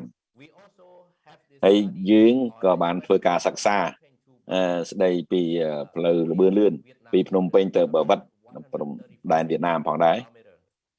ប្រហែលជា 153 គីឡូម៉ែត្រហើយយើងមានគម្រោងអភិវឌ្ឍផ្សេងៗជាច្រើនទៀតដូចជាផ្លូវកបាត់ក្រុងទី 2ចប់ប្រហែលជា 70-75% ហើយរដ្ឋាភិបាលកំពុងតែរៀបចំសាងសង់ផ្លូវកបាត់ក្រុងមួយទៀតផ្លូវកបាត់ក្រុងទី 4 បើឥឡូវនេះយើងបន្តទៅមើលនៅទីក្រុងសីហនុវីលដែលខ្ញុំទើបបានបញ្ជាក់មុននេះបន្តិចគឺជាកំពង់ផែទឹកជ្រៅនៅរបស់កម្ពុជានេះគឺជាច្រកមួយដើម្បីសម្រាប់នាំចេញនិងនាំចូលនេះអារម្មណ៍សម្រាប់ប្រទេសរដ្ឋាភិបាលក៏បានចាត់ទុកថាទីនេះជាទីក្រុងសម្រាប់សម្បត្តិសេដ្ឋកិច្ចពិសេសសម្រាប់ពហុបំណងហើយដែលមានការលម្អហេដ្ឋារចនាសម្ព័ន្ធជាពិសេសនៅក្នុងសមុទ្រទឹកជ្រៅកំពង់ផែនៅសមុទ្រទឹកជ្រៅហើយនឹងពង្រីកបន្ថែមនៅអាកាសយានអន្តរជាតិហើយផ្លូវល្បឿនលឿនពីភ្នំពេញទៅដូចខ្ញុំបានរៀបជូនថានឹងបញ្ចប់ 2023 ហើយនឹងការជួសជុលផ្លូវតាមឆ្នេរដែលទាំងអស់នេះគឺសម្រាប់ប្រហែលជា 200 លានដុល្លារជាងដែលយើងបានបញ្ចប់កាលពីប្រហែលខែមុននេះទីក្រុងសីហនុនេះគឺថាមានសក្តានុពលខ្លាំងណាស់ហើយខ្ញុំជឿថាតាមរយៈស្ថានភាពបច្ចុប្បន្នហើយនឹងហេដ្ឋារចនាសម្ព័ន្ធកាលពីមុនហ្នឹងគម្រោងអភិវឌ្ឍទាំងនោះគឺថាអាចធ្វើឲ្យទីក្រុងសីហនុទៅជាមានសក្តានុពលខ្លាំងហើយខ្ញុំថាប្រហែលជា 5 ទៅ 10 ឆ្នាំទៀតសីហនុវីលនឹងក្លាយទៅជាទីក្រុងទំនើបនិងទីក្រុងវៃឆ្លាតមួយឥឡូវនេះយើងត្រឡប់ទៅមើលទីក្រុងសៀមរាបវិញគឺជាអតីតរាជធានីនៃរាជធានីខ្មែររាជធានីខ្មែរគឺថាយើងបានធ្វើសាងសង់ ផ្លូវជួសជុលផ្លូវចំនួន38ហើយចំណាយទឹកប្រាក់អស់150លានហើយនឹងបញ្ចប់នៅឆ្នាំ2020ហើយគេនឹងរៀបចំបង្កើតសាងសង់នៅអាកាសយានដ្ឋានថ្មីមួយទៀតហើយប្រហែលជាបញ្ចប់ការងារនោះឆ្នាំ2020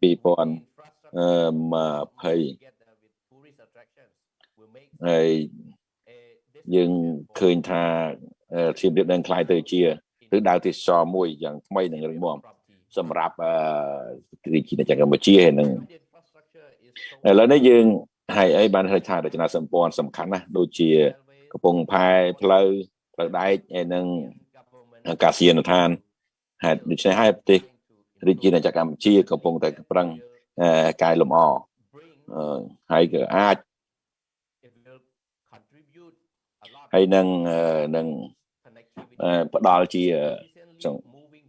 ង្វាក់ផ្គត់ផ្គង់ហើយនឹងការដឹកនាំទំនិញចេញនឹងចូលតាមរយៈព្រំដែនហើយនឹងធ្វើឲ្យសេដ្ឋកិច្ចរបស់យើងនៅតែរឹងមាំហើយទីផ្សារចំណាត់ក៏មានការកើនឡើងចឹងដែរដូច្នេះនៅដោយសារការខំប្រឹងប្រែងកែប្រែរចនាសម្ព័ន្ធនេះការកសាងថ្មីនិងការជួសជុលនេះកែលម្អនេះគឺជាទីផ្សាររបស់ប្រទេសកម្ពុជានៅតែមានសក្តានុពលចំពោះ COVID-19 អរគុណច្រើនដែលយកទៅដាក់ចំបត់មកហាញ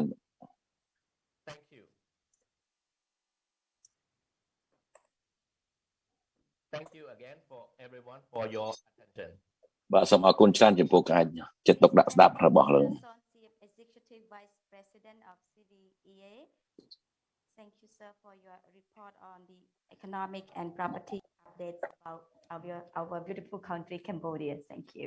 អាដាមលោកជំទាវអំបញ្ញមិញនេះគឺជាបទបង្ហាញរបស់លោកសុនសៀបដែលជាអនុប្រធានសមាគមអ្នកវិតម្លៃអចលនវត្ថុកម្ពុជា Ladies and gentlemen, please join us in welcoming our next speaker from Indonesia, Mr. Harizul Akbar Naswa, Head of Research and Development. Harizul បាទគឺជាប្រធានផ្នែកស្រាវជ្រាវអភិវឌ្ឍផ្នែកសមាគមវិតម្លៃអចលនវត្ថុរបស់ម៉ាឡេស៊ី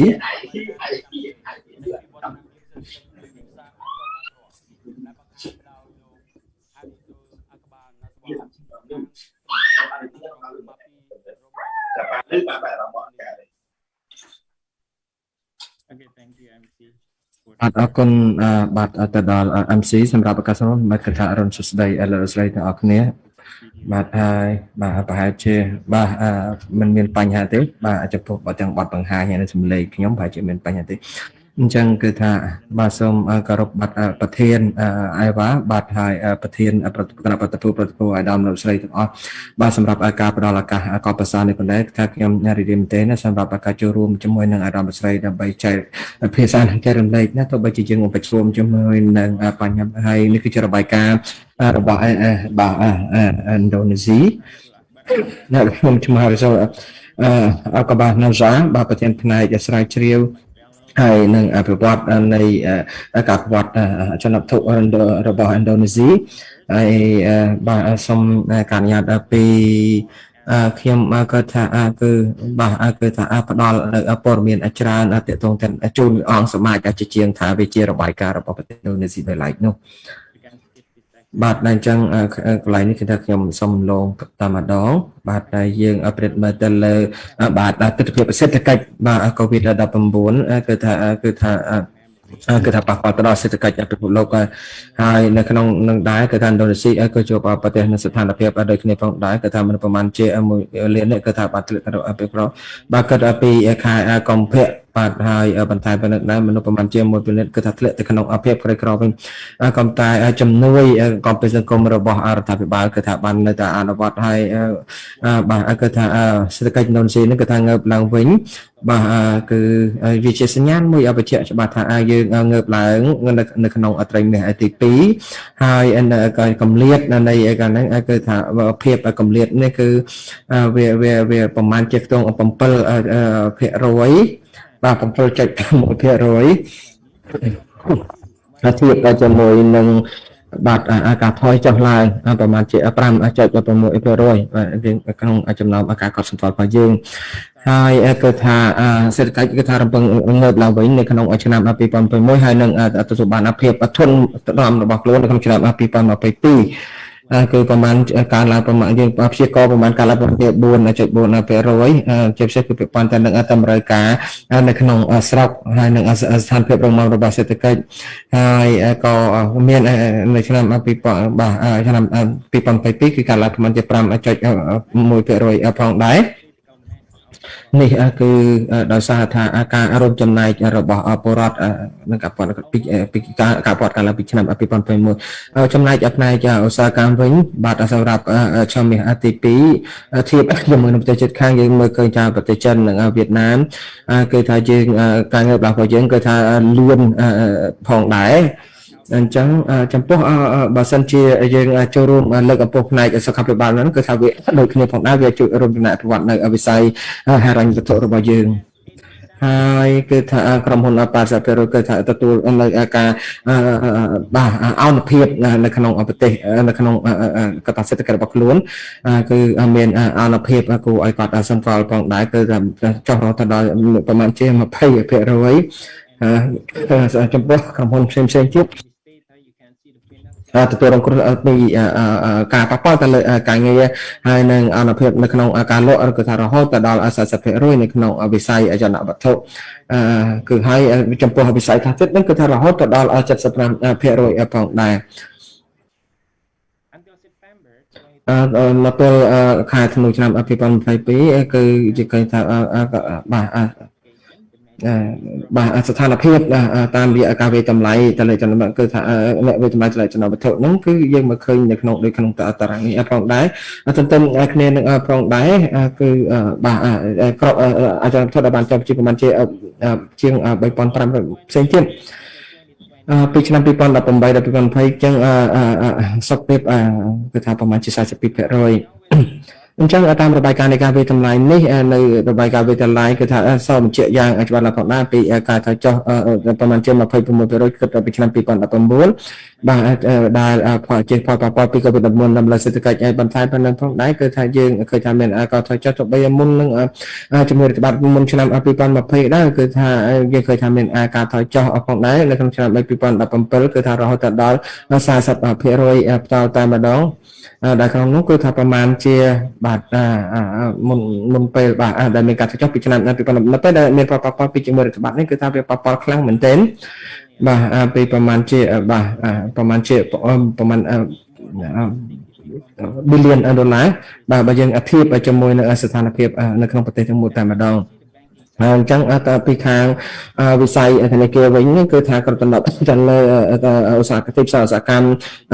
វិតម្លៃចលនានោះគឺថាយើងឃើញថាមានការថយចុះផងដែរហើយយើងគិតថាវាអាស្រ័យវាពឹងផ្អែកទៅលើធនាគារច្រើនទៅលើវិស័យធនាគារ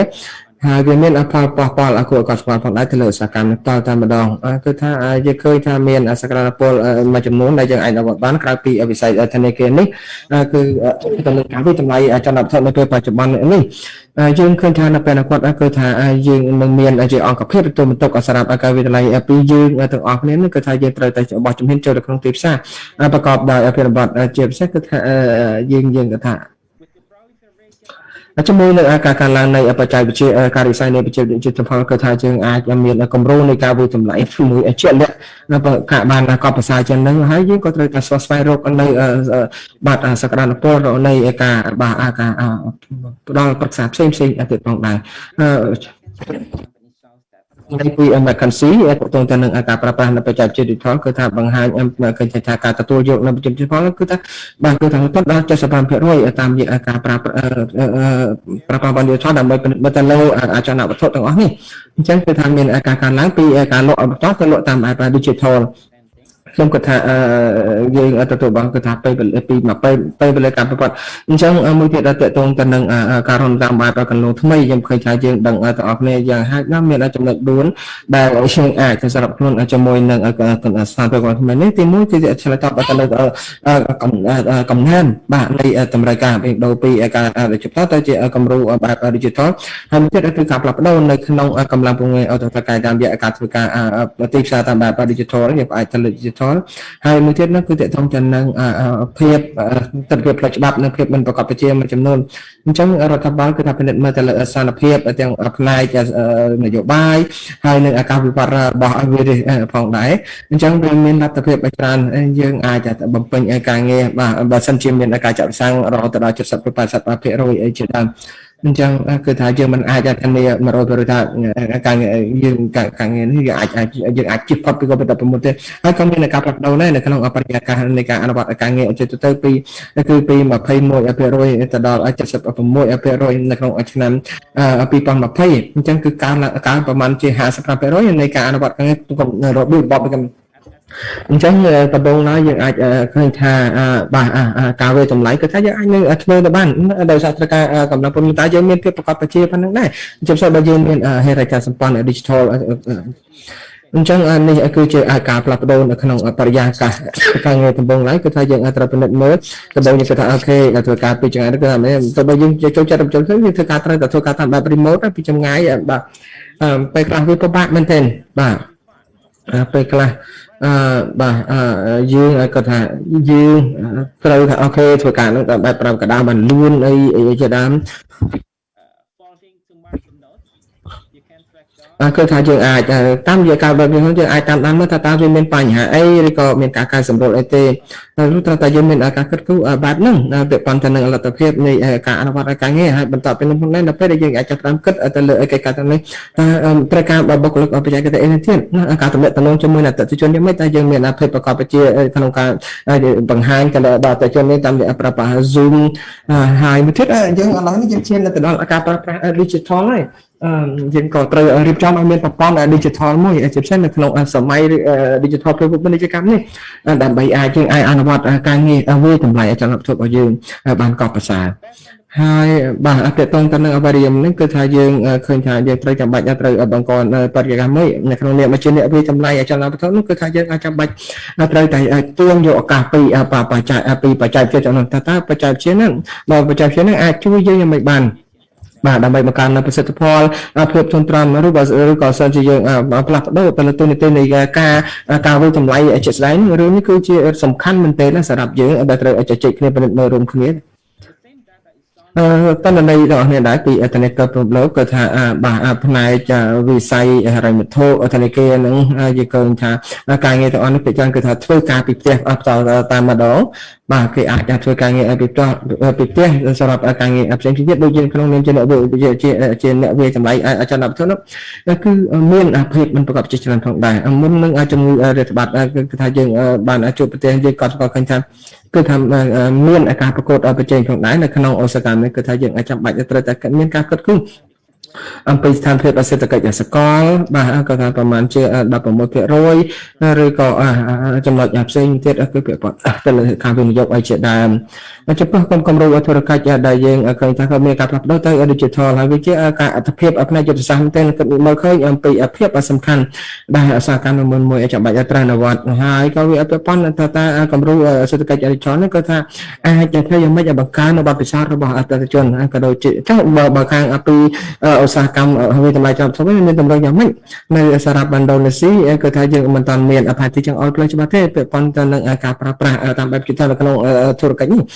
ក្រុមហ៊ុនគឺថាចាំបាច់ត្រូវតែមានកិច្ចខំប្រឹងប្រែងមានគំនិតឬក៏ប្រព័ន្ធ digital របស់ខ្លួនឯងដើម្បីធ្វើការវាតម្លៃជាការពិតណាស់គឺយើងអត់ទាន់ដឹងថាតើការងារនេះគឺថាវាមានវិវត្តលឿនមែនទែនបើសិនជាយើងមិនសម្របខ្លួនឈានទៅរកគំរូសេដ្ឋកិច្ច digital ទេគឺថាយើងដើរមិនទាន់នឹងបច្ចេកវិទ្យាឬក៏ពេលវេលាទាំងអស់ទេហើយជាមួយនៅតន្ន័យពី IDC គឺថាបាទគឺក្រុមហ៊ុនប្រហែលជា 2000 ជាងបាទបានត្រៀម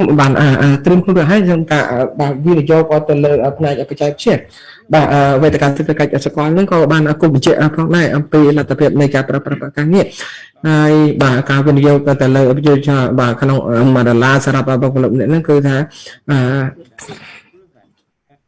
បានសូមជឿថាទទួលបានផលចំណេញច្រើនផងដែរការវិនិយោគទៅ digital នេះគឺមិនថាអូខេវាជួយគ្រប់គ្រងទៅដល់ប៉ុន្តែវាផ្ដល់នៅការវិនិយោគផលចំណេញមកវិញច្រើនដែរនៅពេលអនាគតអញ្ចឹងយើងគិតមើលថាតើវាទទួលបានផលចំណេញអីខ្លះពីការវិនិយោគទៅក្នុងផ្នែក digital ទាំងអស់នេះ ហើយក្រុមហ៊ុនភាគច្រើនគឺថាកំពុងតែព្យាយាមវិនិយោគហើយទៅលើការអភិវឌ្ឍនៅមាតិកាក៏ខ្លឹមសាររបស់ខ្លួនដើម្បីផ្ដល់ព័ត៌មានទៅដល់អតិថិជនរបស់ខ្លួនថាតើក្រុមហ៊ុនទាំងនោះគឺថាអាចជួយប្រើប្រាស់បណ្ដាញសង្គម LinkedIn Instagram ឬក៏គេហទំព័រជាដើមហើយខ្ញុំគាត់ថាអ្នកយើងអ្នកខ្លះតាន់មានអញ្ចឹងតើអតិថិជនមានសក្តានុពលទៅយើងបើយើងអត់មានហេដ្ឋារចនាសម្ព័ន្ធដើម្បីបង្ហាញព័ត៌មានឬក៏ content ទាំងអស់នោះអំពីការងារ digital ជាថ្មីម្ដងទៀតគឺថាយើងមានអត្ថប្រយោជន៍3ដែលយើងត្រូវពិនិត្យមើលទីមួយទៅលើគុណភាពប្រភពហើយនិងកិច្ចដំណើរការអញ្ចឹងមិនការអនុវត្តការវិតម្លៃនៅឥណ្ឌូនេស៊ីនេះទីមួយគឺយើងផ្ដោតទៅលើគុណភាពយើងពិនិត្យមើលទៅលើភាពត្រឹមត្រូវពេលអាចជួយបានហើយការ digital តែមួយគឺថាมันអាចតែឯងមិនទេយើងចាំបាច់ត្រូវមានគោលនយោបាយហើយត្រូវមានឆាត់មួយដែលធានាគុណភាពនឹងឲ្យបានកាន់តែកប់ប្រសើរហើយដំណើរការគឺជាចំណាយការមួយដែលយើងមើលទៅលើទិន្នន័យហើយការផ្អាកផ្សេងទៀតដែលយើងបានតកតងជាហៅថាជា smart contract ដើម្បីជួយក្នុងការត្រៀមទៅលើទំហំវិសាលភាពការងារហើយទៅនឹងផងដែរអញ្ចឹងយើងអាចអនុវត្តការងារនេះបានដោយជោគជ័យជាដើមហើយនៅក្នុង IoT វត្ថុដែលភ្ជាប់អ៊ីនធឺណិតនេះគឺថាយើងអាចធ្វើការពីចម្ងាយទៅមកបានណាភ្ជាប់ជាមួយនឹងវត្ថុផ្សេងៗដែលយើងចាំបាច់ទៅក៏ហើយទី2គឺទៅទៅនឹងការរាយការណ៍ណាដែលយើងអាចមើលឃើញនៅពេលបច្ចុប្បន្ននេះគឺreport របស់ការប្រចាំគឺទៅទៅនឹងតម្លៃឬក៏អ្វីផ្សេងៗជាការផ្ទៀងផ្ទាត់ការបញ្ជាក់បន្ថែមយើងត្រូវតែធ្វើរបាយការណ៍យើងឲ្យមានលក្ខណៈតេទៀងអាចថាវាជារូបភាពផ្សេងឬក៏អ្វីផ្សេងបែបហ្នឹងហើយអញ្ចឹងយើងឃើញការជាមួយនឹងការផ្លាស់ប្ដូរតើវាមានត្រូវការខ្លះដែលយើងចាំបាច់ត្រូវ Followers want to have competitive advantage that are relevant to us now and in the future. The first is entrepreneurial and leadership skills, and I think this must be included in the valuation education program because if not, then what is in the mind of the valuers is only a profession whose job is estimate the value but cannot play an important role in process of change that is bigger and has an impact on national development. The second is the ability to adapt, flexibility and innovation to be able to keep develop and respond to the challenge. Having a good digital language communication skills is a plus point. Ability to use technologies such as drones, geomapping, and have the ability to use 3D or 4D applications such as building information modeling or BIM. And lastly, it should have the basic principles of ethics, professionalism, and collaboration.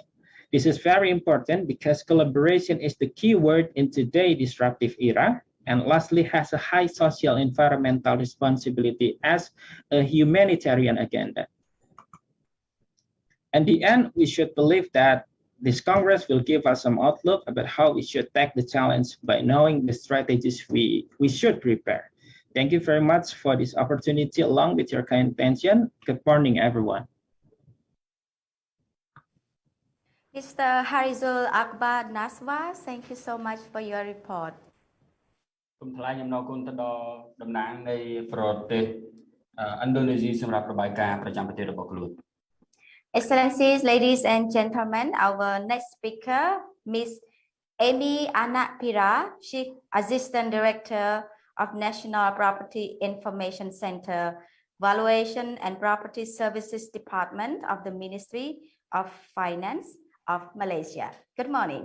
ជាបន្តទៀតសូមស្វាគមន៍របាយការណ៍ប្រចាំប្រទេសស្ដីពីវឌ្ឍនភាពសេដ្ឋកិច្ចនិងទីផ្សារអចលនទ្រព្យដែលបង្ហាញដោយលោកស្រី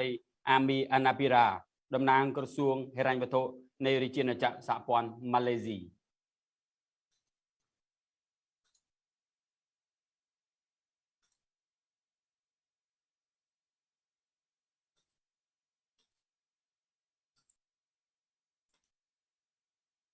Okay, good morning to all the participants. The focus of today's presentation is on the Malaysia property market performance at the first half of 2021. This is the outline of my presentation today. I will start off on the property market activity, followed by the property market status, and the last section is on the house price movement. The Malaysia's gross domestic product performance in comparison to Q2 last year registered a contraction of 17.2%, while this year we saw a huge increase in GDP at 16.1%. Similar pattern is also seen in the property market performance in terms of transaction. And another indication is the loan application and the loan approval for the purchase of a residential property. In terms of value of application this year, compared to last year, 2020, you can see there's a huge change in the loan application with an increase of 86%. Same goes for the percentage of change for the loan approval. But then if you see in terms of ratio, which is the percentage of loan approval over the loan application, the percentage is about the same as last year. For non-residential property, it is quite similar with the residential property. There's a huge change,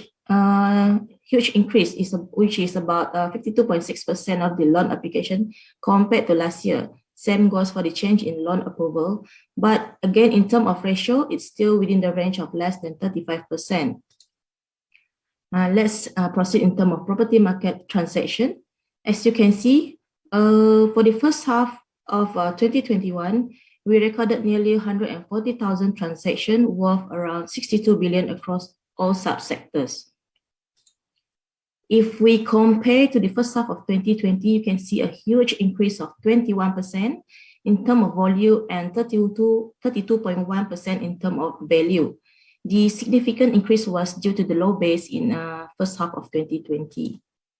Let's look at the contribution of transaction volume by subsector. The residential subsector remained dominant and led the overall property market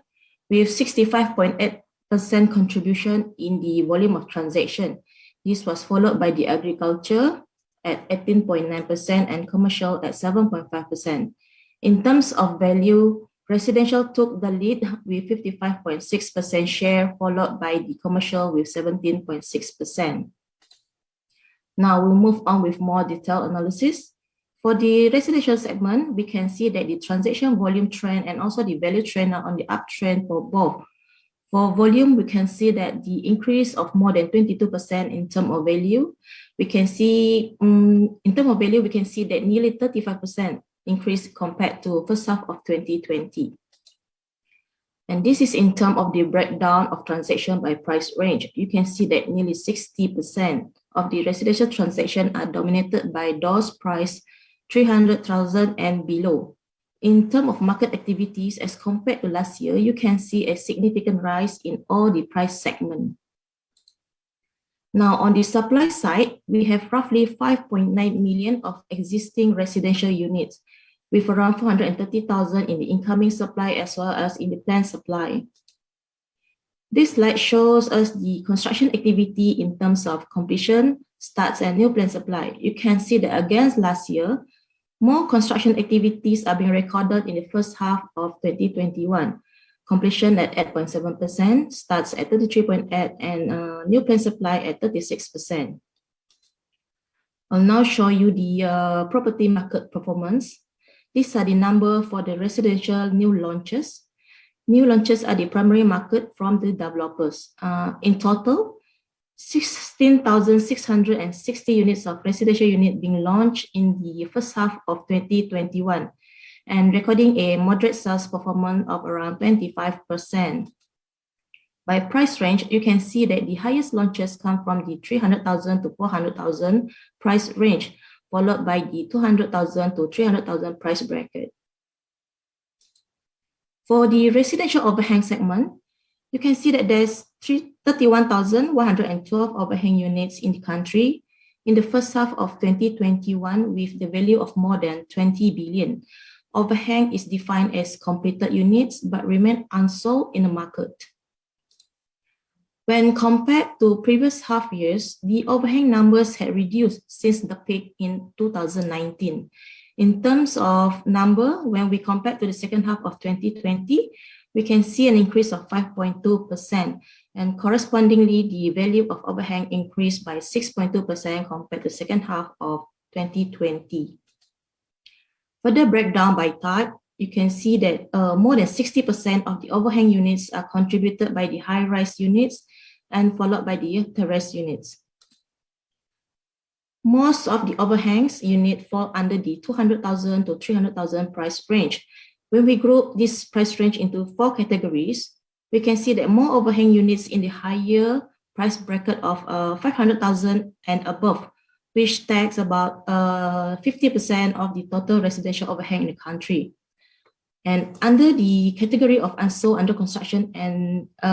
we have now about 75,000 unsold units, while the unsold not constructed, we recorded a lower magnitude of 13,000 units. Okay, now we look at the Malaysia House Price Index. Index point at Q2 2021 stand at 197.9 point. Year-on-year trend show a decline in terms of price, while on the quarterly movement, you can see a similar decline but at a slightly higher rate. Over the years, Malaysia see a gradual decline in terms of the percentage of increase. And due to the pandemic and the effect on the economic sector, we can see that the house price is slowly moving in the contraction side of the market. In the latest slide, I will share with you the latest figure that recently published. Now we move to the commercial sector. Let's look in terms of the transaction. It recorded the same pattern trend as residential. There were 10,433 transactions worth 10.93 billion recorded in the first half of 2021. Both transaction volume and value increased about 28%. And this is in terms of the breakdown of transaction by price range. Commercial transactions are dominated by those priced 300,000 and below with 32.6%, while another 28.3% priced between 500,000 to 1 million. And by segmentation of commercial transaction, the rest shops dominated more than half of the transaction in the first half of 2021. Now take a look at the commercial inventory. This number is in terms of unit for shops, service apartment, and SOHO. SOHO is an acronym for small office, home office. We have about 500,000 of shop units, nearly 300,000 units of service apartment, and almost 50,000 of SOHO units. Other inventories under the commercial sector, we have more than 1,000 shopping complex buildings in the country, another 47 buildings in the incoming supply, and 10 buildings in the planned supply. While for purpose-built office, we have more than 2,500 office buildings, another 44 buildings in the incoming supply, and 13 buildings in the planned supply. Now let's look at the service apartment construction activity. We can see that compared to last year, slightly less completion were recorded, but higher starts and higher new planned supply. On the service apartment market status, the number increased over the years, but the magnitude had already declined. There are more than 24,000 units of completed but unsold service apartment in the country. And in terms of value, we see a decline compared to last year. The service apartment being a commercial property, most of the overhang units are priced above 500,000. These are the numbers that have been in the market and remain unsold for the past years.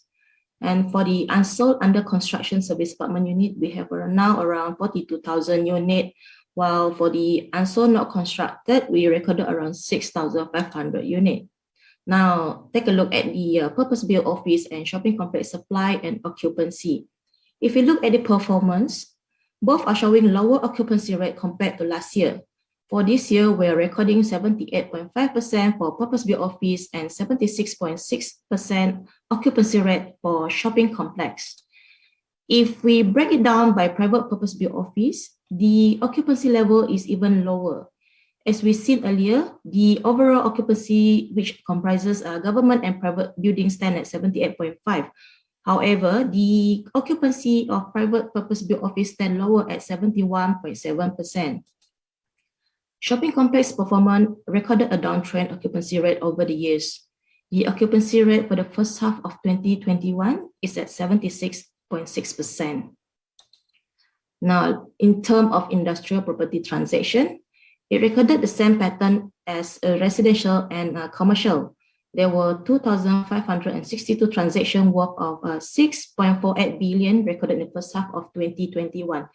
And if we compare to the first half of 2020, you can see a huge increase of 29.4% in terms of volume and 19.8% in terms of value. And again, this is due to the low base in first half of 2020.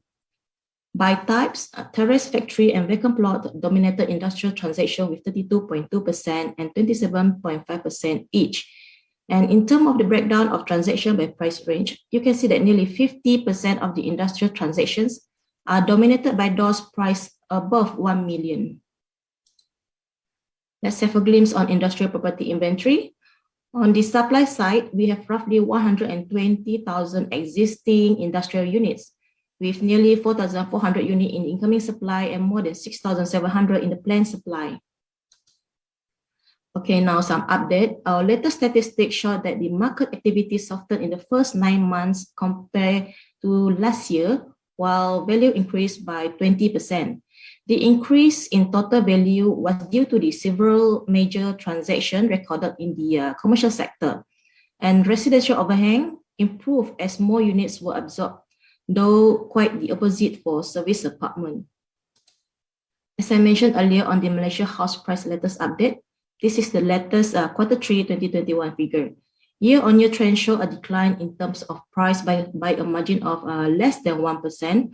while on the quarterly movement, you can see a similar decline by a higher rate of 1.9%. And again, Malaysia continue to see a gradual decline in terms of percentage of increase. That brings us to the end of my presentation. With just 1 month left, how will market perform by year end? For 2021, the domestic economy is on track to expand by 3% to 4%, while growth will be supported by the increase in economic activities as containment measures are progressively relaxed amid continued policy support. And in terms of property market, it is expected to remain soft but may gain momentum in line with the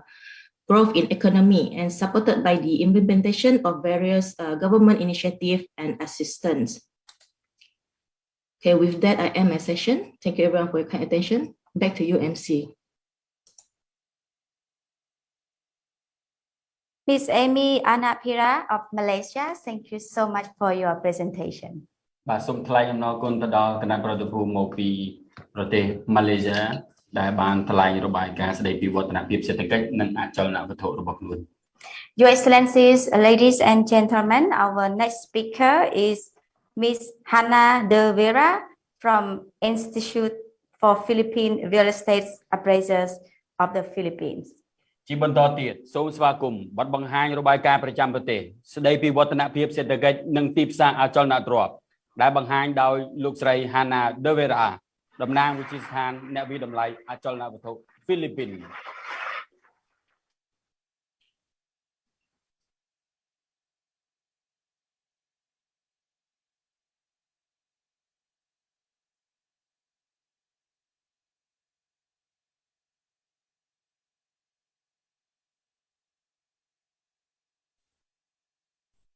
Morning.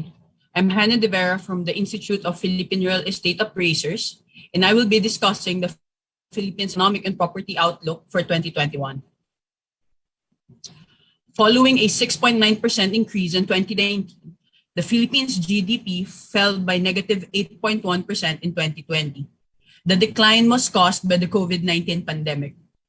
Industry experienced the greatest decline among the three major industrial origins, with a negative 13.2% annual change, compared to a 5.5% annual change in 2019. Philippines per capita gross national income also declined by negative 12.6% from the previous year's 3.9% annual change. Meanwhile, per capita GDP decreased by negative 10.8% from 2019's 4.6% annual change. The Philippines' 2020 headline inflation rate is 2.6% year-on-year. The rate of growth was slightly higher than the previous year's rate of 2.5%. The largest contributors to this trend are alcoholic beverages and tobacco index. Core inflation, excluding selected food and energy items, remains unchanged. Logistics chain issues has been causing supply shocks from late 2020 through 2021, leading to rising inflation. Moreover, election-related spending in the first quarter of 2022 is expected to consumption and inflation. However, inflation is not expected to exceed 3.5% and should subside in late 2022. There were $190 billion in outstanding loans for private capital expenditures from commercial banks and universal banks as of December 2020, which was less than 2019. Loans outstanding have slightly increased in 2021, extending to 2022 as distressed businesses restructure existing loans while banks tighten approvals. The employment rate was 59.5% in the fourth quarter of 2020. Among the three major industry groups, the services group employs the greatest number of people, accounting for 56.9% of the workforce. For the unemployment rate in the Philippines rose to 10.3% from 5.1% the previous year. It is expected to increase in 2021, but have begun easing as the economy opens in late this year. The latest data from the Central Bank of the Philippines showed $6.59 billion of FDIs flowing into the country in the year 2020.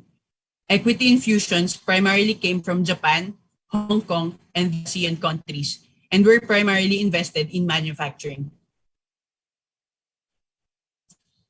For the property market overview,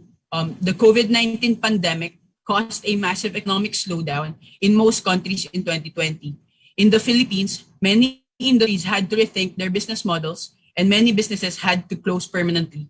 The property market was weak due to most office workers working from home or being laid off. There was a record high vacancy rate and a negative take-up rate for the year in Metro Manila. An exodus of Philippine offshore gaming operators, or POGOs, during the year added to the occupancy issues. To retain existing tenants and attract new ones, landlords reduced rental rates and made building improvements. Residential pre-selling take-up reached a new low of 2,612 units in the fourth quarter of 2020, a significant decrease from the previous quarter. Meanwhile, the total take-up for 2020 is 6,977 units. This slowdown is the result of COVID-19's negative effects, as well as lower demand from expatriates, local professionals, and the absence of POGOs. Capital values for Metro Manila residential properties during the fourth quarter fell 6.6% to $4,198 per square meter. Premium 3-bedroom unit rental rates in Metro Manila CBDs fell 4.5% to $15 per square meter per month, down from $16 per square meter in the previous quarter. Demand for office space in Metro Manila plummeted in the fourth quarter of 2020, with office transactions totaling 70,700 square meters. Furthermore, 2020 net take-up was negative at 183,100 square meters. Demand was driven by traditional companies such as e-commerce, fintech, telecom, healthcare, and logistics. In Metro Manila, these firms account for 196,000 square meters of office transactions.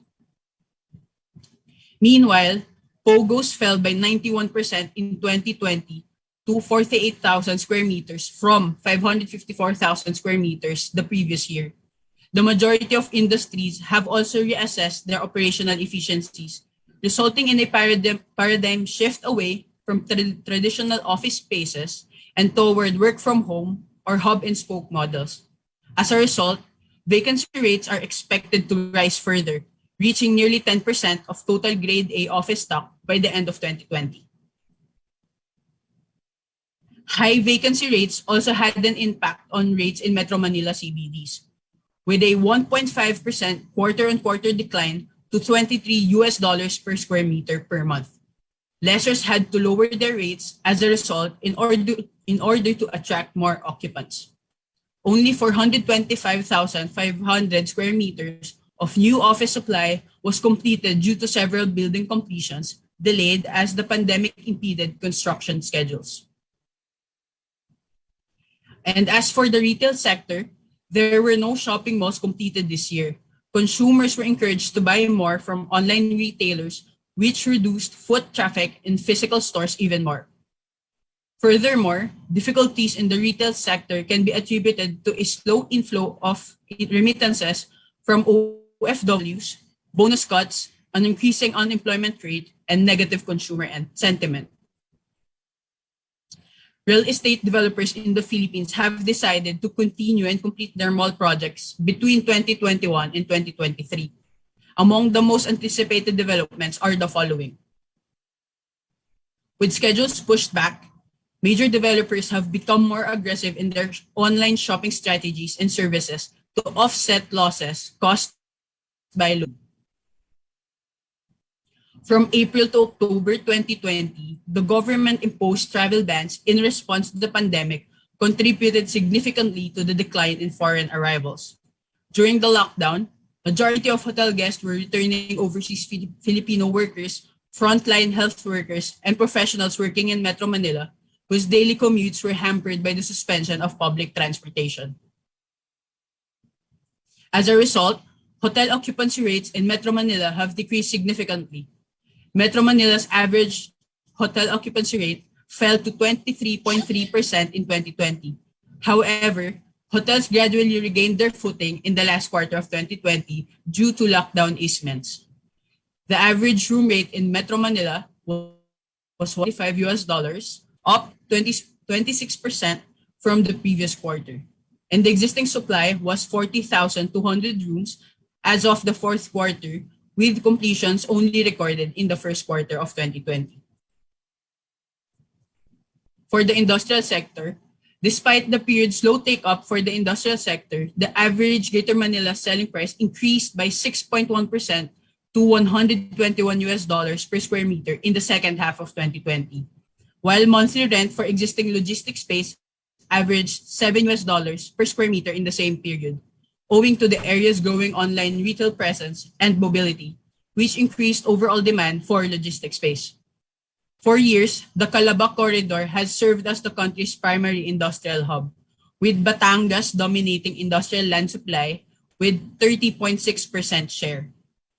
There have been no new developments recorded, and the 5 industrial parks that were supposed to be completed this year has been delayed. In contrast, the Greater Manila area saw significant annual logistics space completions in 2020, adding 255,600 square meters to the total existing stock. Laguna is expected to house the majority of new logistics space over the next 3 years. Pandemic restrictions hampered infrastructure rollout in 2020, and spending fell to $17.52 billion or 4.6% of GDP.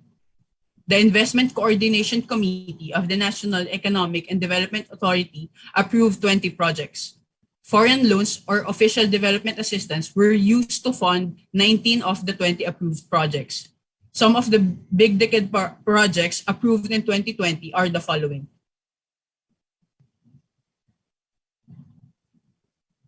Tourism, OFWs, unemployment, and consumer confidence all fell as a result of COVID-19. Despite the pandemic's effects, the real estate industry may thrive. Several office buildings offer lower cost single office rentals for up to multiple occupants. It is predicted that flexible workspace will grow 10% in the next 3 years. Co-working spaces will appeal to multinational corporations, outsourcing firms, small businesses, and digital nomads alike. On the other hand, low-cost housing developments near infrastructure and transportation hubs are expected to be in high demand. Meanwhile, the local e-commerce markets are sprouting up in the industrial sector. Storage, sorting facilities, and irradiation facilities are in high demand. The next wave of growth is expected in Central Luzon and Calabarzon. Finally, after the revised rules went into effect into REITs to help democratize the real estate market, these allowed small investors to invest alongside large corporations in high-value real estate. Some of the major developers are already offering REITs. Overall, mass vaccinations and optimistic government forecasts are expected to boost the economy by the end of 2021. That's all for the Philippine update, and thank you.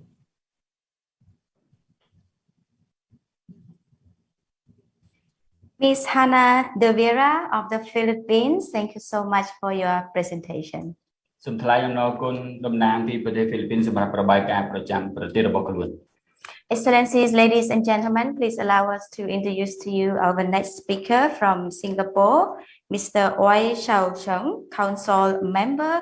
Valuation and General Practice, Singapore Institute of Surveyors and Valuers. ជាបន្តទៀតសូមស្វាគមន៍បទបង្ហាញរបាយការណ៍ប្រចាំប្រទេសស្ដីពីវឌ្ឍនភាពសេដ្ឋកិច្ចនិងទីផ្សារអចលនទ្រព្យដែលបង្ហាញដោយលោកអ៊ួយសៅឈឹងតំណាងពីវិទ្យាស្ថានអ្នកវិតម្លៃរបស់សង្ហបុរី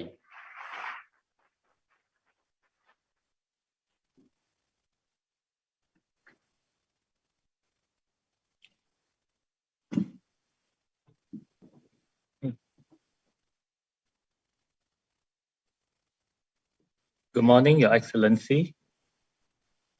Chief Delegates, and participants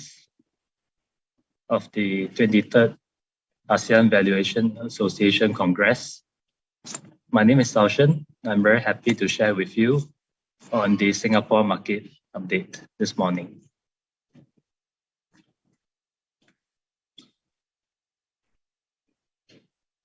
So I will be sharing with you on the Singapore demographics, the Singapore economy overview. I will also be sharing with you on the Singapore residential, office, retail, and industrial properties overview. I will also wrap up on the economic and market outlook for Singapore. So let's start the journey now for the Singapore demographics. So Singapore population is about 5.45 million, and it comprises of the following in terms of residential population. For Singaporeans itself, it's about 3.98 or 3.99 million, whereas permanent residents is 3.5 million. In terms of the population density, you can see that over the years, from 1970s to up to now, you can see over the years, the population density is increasing. That is because there are more and more people coming to Singapore. But in terms of the median age, you can see over the years, it has gone up quite a bit from, let's say, 20 over years in 1980 to 2021. The median age is about 41.8. And this can be explained whereby Singapore is having a aging population, whereby Singaporeans are not having enough children or kids to replace itself. So the population is aging over time. Household size, you can also see below that the size has gone down from 3.5 in 2010 to 3.22 in 2020. The graph below here also depicts the demographics over time, where you can see that the blue line, which is 2021, the dark blue line, over time has gone up. In particular, the age group of the 65 and over, it is increasing, and then which dovetails with the earlier point where Singapore is facing a aging population.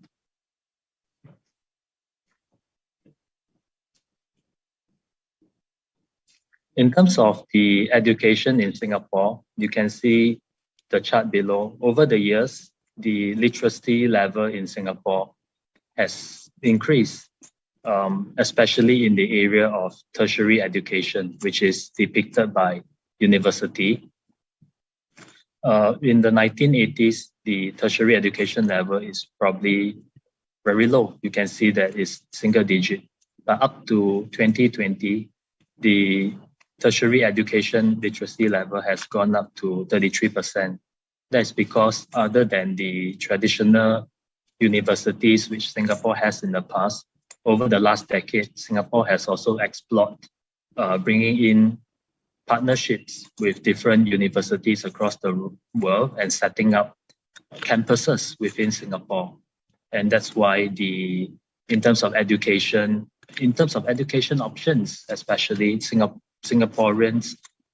has a lot more as compared to the past. So if you look at the chart at the bottom,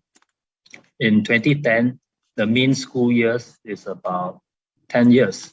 whereas in 2020, the mean schooling years has gone up to 11.3. So long and short is that you can see in terms of education and literacy level in Singapore, it is something that is very important and highly focused. I will next talk about the Singapore economy overview. This chart here depicts the Singapore GDP contributions in terms of the various sectors. You can see that on the right-hand side, marked by light blue and dark blue, these are what we call as the goods producing industry, which is manufacture and construction. They form up to 25% of Singapore GDP. The other 70% are largely made up of services, let's say real estate, fire and insurance,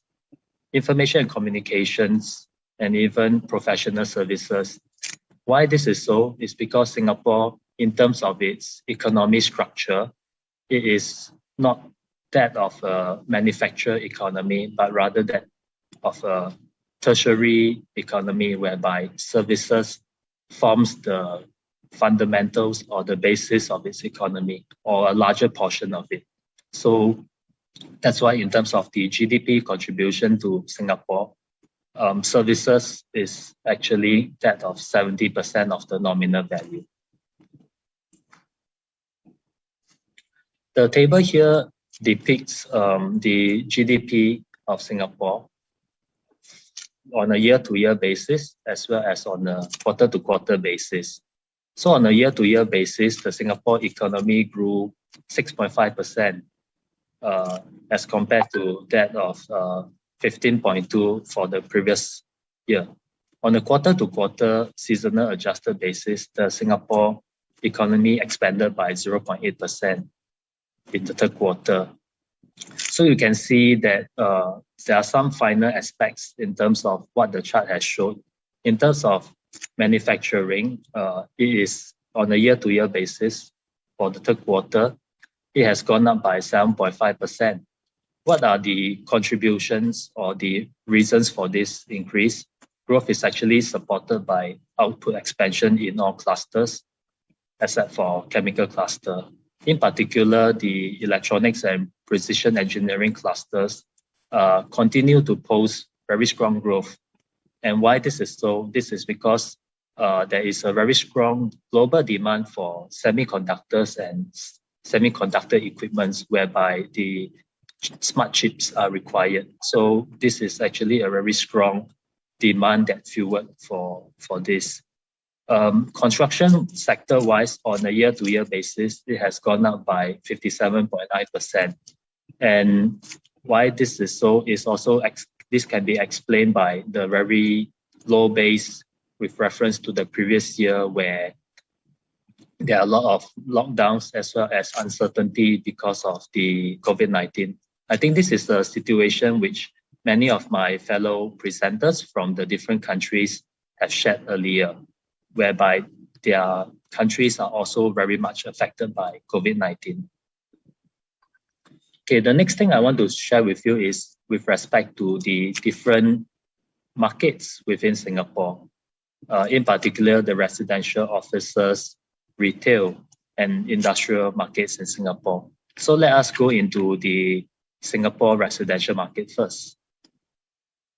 This is a map of Singapore. You can see that Singapore is very small. It's only about 728 square kilometers. In terms of the zoning, or what I call as the identification of the key areas within Singapore,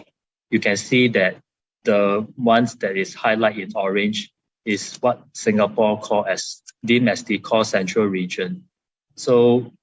why do we call this the core central region? Because this is where the genesis of Singapore begins, at the mouth of the river, and then where commerce activity starts, and then activities slowly branch outwards towards the rest of the country. So if you look at the screen below, towards the bottom right-hand side of your screen, that is where we deem as the core central region. The ones in gray are also areas that are highly centralized, but they are not part of what we call as the core central region. The rest of the areas in white are outside of the central region, or what we say as anywhere else in Singapore. So in terms of the residential market in Singapore, the price has increased by 1.1% in third quarter. This is also following that of the increase of 0.8% in the previous quarter. In Singapore, when we talk about housing, generally the description falls into two classes, one of which is landed, which are your terrace houses, your semi-detached and your detached houses, or what we call as bungalows. So in short, they are properties that are seated on land itself. Therefore, non-landed are what commonly are known as apartments or condominiums. These are the general descriptions in terms of how properties will be labeled in Singapore. So sales volume for non-landed secondary sales market actually went up 52.7% of the, oh sorry, not went up, made up 52.7% of the total transactions in third quarter, whereby it exceeds that of the primary market with 3,745 transactions. This can be explained in terms of the following reasons. Why people are constantly buying is because they see that there are rising sale price in Singapore and also construction delay. As you would recall earlier, one of my fellow presenters have also shared about supply chain disruption. This is not just happening elsewhere. This is very similar to that of Singapore, where we see supply chain disruption because countries around the world, they are closing their borders, or even the provision of construction materials to Singapore has also been stopped or disrupted. So in fact, construction cost is very high in Singapore at the moment because of the impact of COVID-19. So as a result, the building or new buildings coming on stream are very heavily affected and tested. So what happens is you see buyers trying to buy up new projects that are currently available, or if not, they may even swing towards that of the secondary market, or what we call the resale market, because demand for housing can be immediate and can be pressing. So that is why there is this situation where properties, especially current ones in Singapore, you see an increase in value. In terms of rental treatment, volume of rental transactions is healthy amid the tight inventory in the market. Most of the tenants are also beginning to take up longer lease as they evaluate their long-term accommodation. As you see, countries are now starting to gradually unwind or at different stages of opening up. But as the world starts to live and accept COVID-19, we are starting to see, countries trying to form up travel lanes, travel arrangement, or even business arrangement in some means to try to go back to commerce activities prior to the onset of COVID-19, where we try to live life normal again. So in terms of expatriates coming back is also a similar trend. So they are contributing to the rental demands as companies, especially that of tech sector, ramp up their activities in Singapore. So in terms of prices for residential, it is expected that for this year, 2021, that Singapore will rise about 7 to 9%. The next one I'll share with you is the office market in Singapore. So this trend, this table here depicts the trend for the price in offices in central region, as well as the rental index within that of the central region. You can see that price has gone down by 2.4% in third quarter itself. Rental has also decreased by 3.5% in third quarter. this is not very surprising because for the past year, Singapore, very similar to my fellow Asian countries, are also adopting a work from home arrangement. So whereby most people are staying at home and working remotely so as in the effort to curb the spread of COVID-19. Therefore, demand for office space as compared to in the past and coupled with the low levels of commerce activities, demand for this office space are in fact very low or less compared to the past. That's why you see the trend of rental and price continue to slide downwards to the south. But I think there's a silver lining to this. Office leasing activities are, although moderated, but they are higher as compared to a year ago. In the third quarter of this year, you can see that their demand for smaller units has eased as compared to the previous quarter. And more importantly, because now there are so much vacant space or spaces that are available for lease due to the less take-up as compared to the past, there's this phenomenon whereby tenants are more choosy, or what we call in the industry terms, a flight to quality, whereby they want to choose to go to office buildings with better specifications, which could mean perhaps larger floor plates so that they can house their whole department and company within the same floor, or if not, that of higher floor to building ceilings. And this, as a result,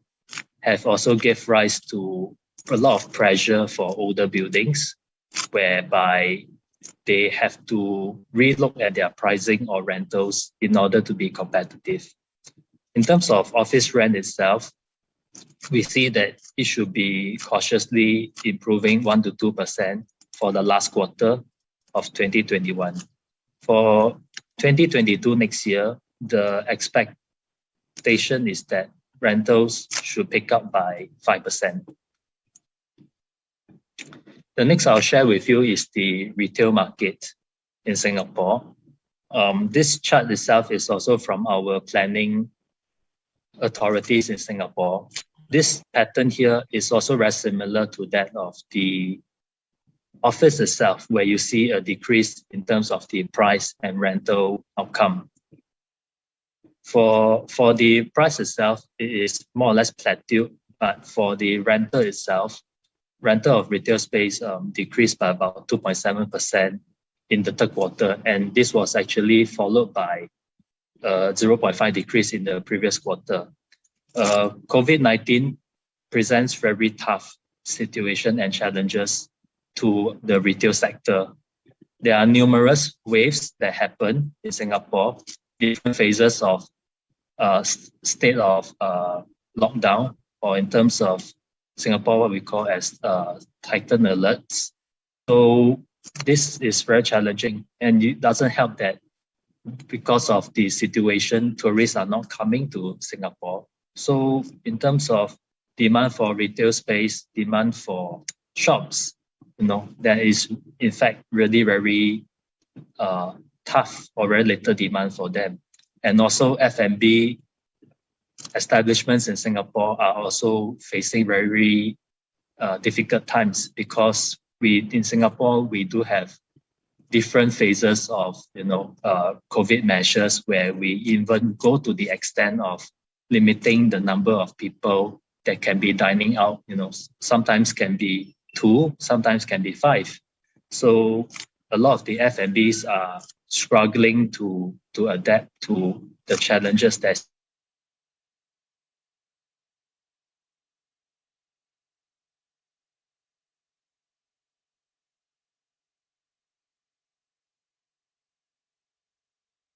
market.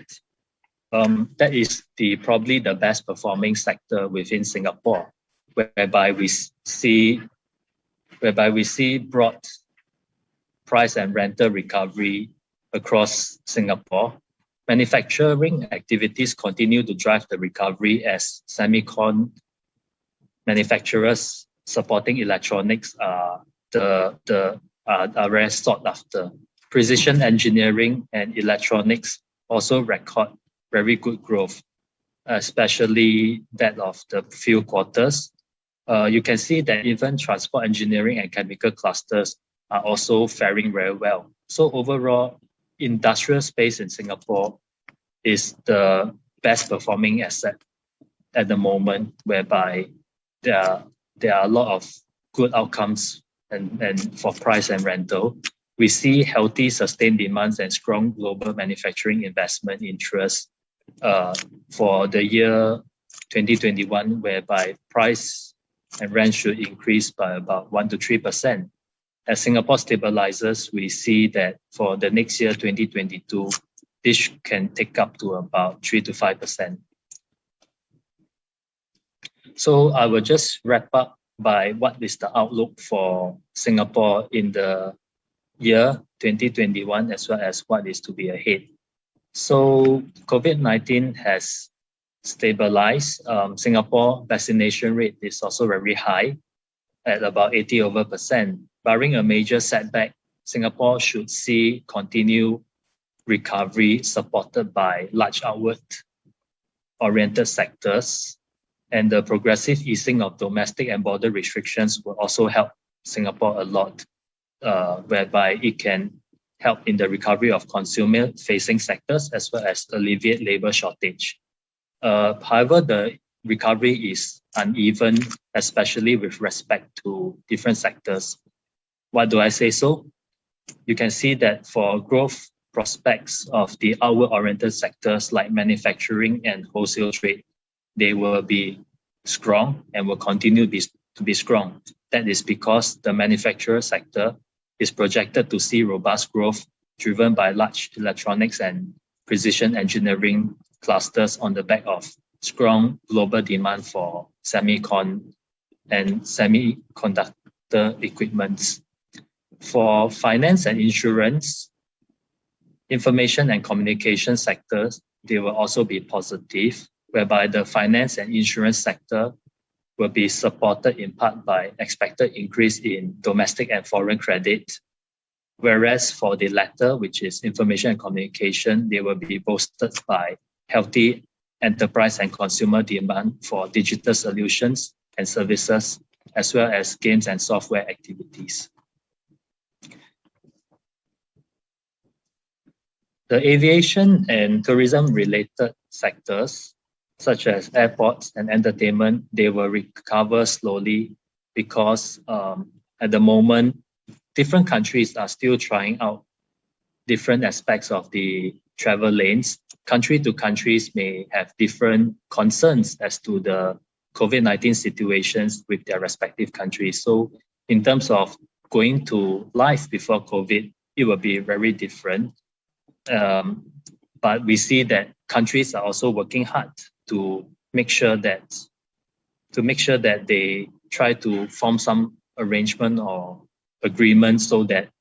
countries can open up to one another. So what we see is aviation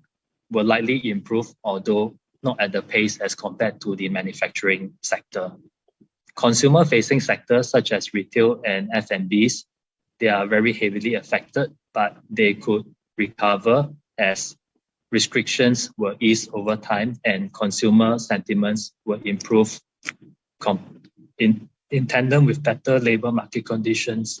However, these sectors, we do not foresee them returning to pre-COVID levels so quickly due to the subdued marketing outlook. And last, the construction and marine offshore engineering sectors are projected to see recovery. It's largely due to low base last year. But labor shortages, we see will continue to weigh in on the recovery of these sectors. But with broader restrictions set to be eased, we see that it will be better as compared to last year. So overall, in August, it was actually Singapore has actually done a review of its GDP projection where it was upgraded to 6 to 7%, up from previous 4 to 6. As of yesterday, the new numbers have came out, and Singapore GDP growth for 2021 will be at 7%. So with that, I also end my presentation. Thank you.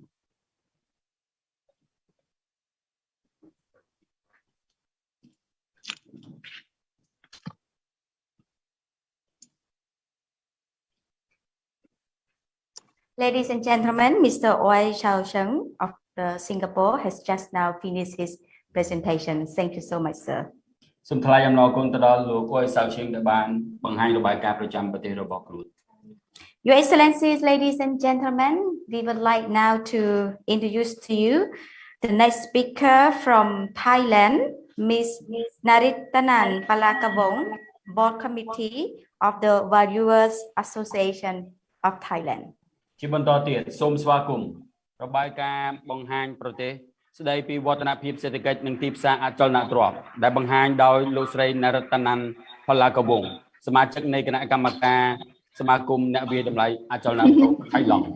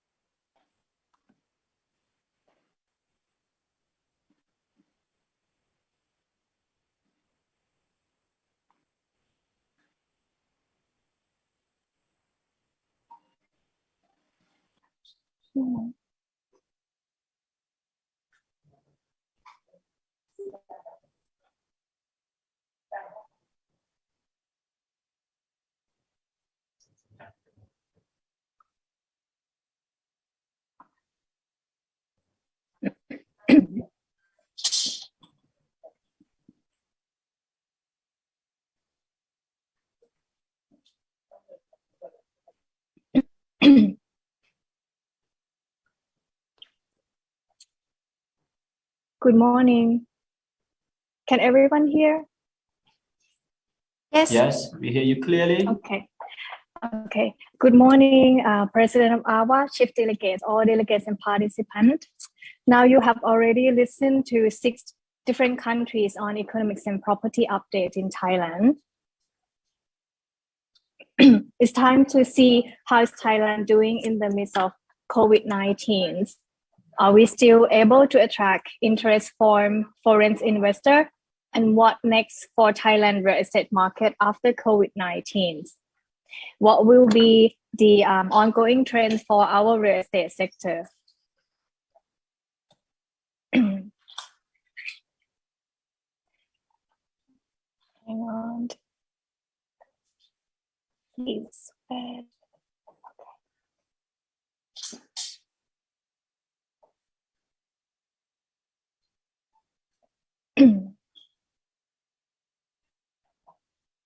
Okay, let's me continue.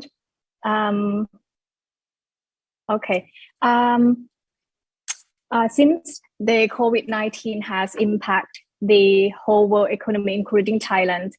the foreign investor confidence in Thailand still high despite COVID-19 impact. Based on the survey of 600 companies, we found out that 19% has planned to increase their investment in Thailand, and 76% expect to maintain their current investment level. And if we look at the investor survey and COVID-19's impact, it shows that 63% impact but still able to operate, and 29% greatly affect and still able to operate. Only 7% unaffected and operating as usual. Only 0.17% has ended their operation. Now let's see our FDI. Back to 2018, we see significant dropping trends on our investment trend during the early start of COVID-19, and end of last year was the biggest drop. I think because the investors are just in the wait and see stage, and right after this year, earlier the number of investment projects has picked up. Surprisingly, the total investment value has gone up double from the year before. If we look by the country, Japan has the highest investment value of 67,000 million Thai baht followed by USA, Singapore, and China. And what are the most popular industry? Electronics was ranked in the first top, followed by medical and petrochemical. Now, I believe everyone should have these questions, whether how long will it take for the global economy to recover from the impact of COVID-19 back to the pre-pandemic level. Would it be 1 year, 3 years, or 5 years? Based on KPMG research, most people agree that it will take approximately about 3 years. So what will be the directions for our real estate market? What will be the ongoing trends for our sector? Here we see three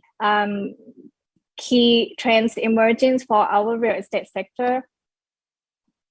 The first one is digitalization of work. Second, transformation of physical retails. And the last one is shift towards ESG consideration. Here, let's take a look at our first trend, digitalization of work. I believe that everyone should be familiar with this word.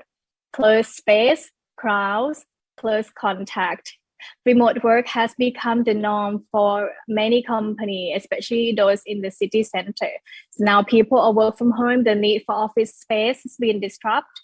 and less preference for returning to office, especially those millennials. And the COVID-19 has encouraged investment in flexible office concept and new business model. Price and quality are likely to be the key factor going forward, and the market will likely to see relocation rather than increase in demand for additional office space. Since the COVID-19, the transformations of physical retail become our second important trend because the COVID-19 has hard hit on physical retail. So it's time for the retailer to upgrade their innovations and to trying to get people, focus on what people need and people experience on visiting the retail. So the traditional retail are now at risk. The trend is shift for a shorter lease, increase in demand for the pop-up space. So to respond to the customer needs across the channels, you need a greater focus on innovation and technologies, change to building design and functional, and the concept and new business model should be introduced. Much greater level of partnership and trust also important, and creating mutual benefits between both landlords and tenants are able to grow. The COVID-19 has increased the perceived value of sustainable asset. So our third trend would be shift toward ESG considerations, and these considerations include deploying more sustainable designs, choice of materials, no contact building access solutions like using mobile applications or no touch lift or door, for example, and more environmentally friendly space, off-site constructions models, energy efficiency solutions, and other technologies. So these considerations would deliver true competitive advantage for the real estate owner, investor, and operator. Thank you. ขอบคุณค่ะ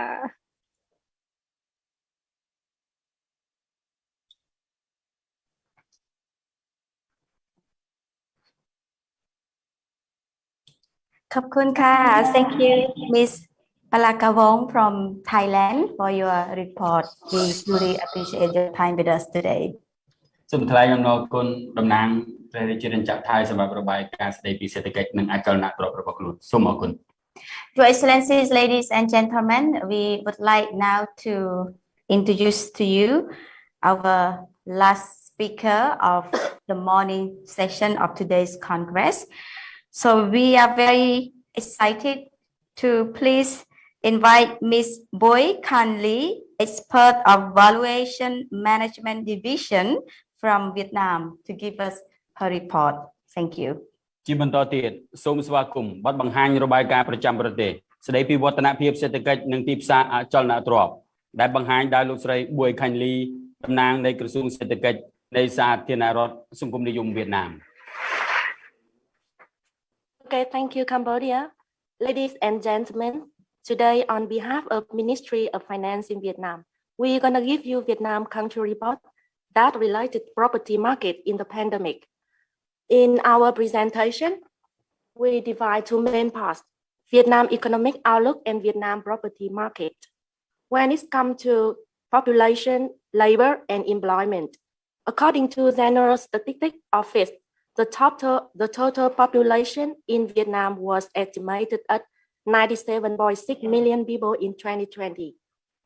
And Vietnam labor force participation rate is updated quarterly, available from March 2011 to December 2020, with an average rate of 76.8%. In terms of economic indicators, the GDP in Vietnam was $271.16 billion in 2020, according to official data from the World Bank. Vietnam's gross domestic product shrunk by 6.17% year on year in the third quarter of 2021. Full year growth may come at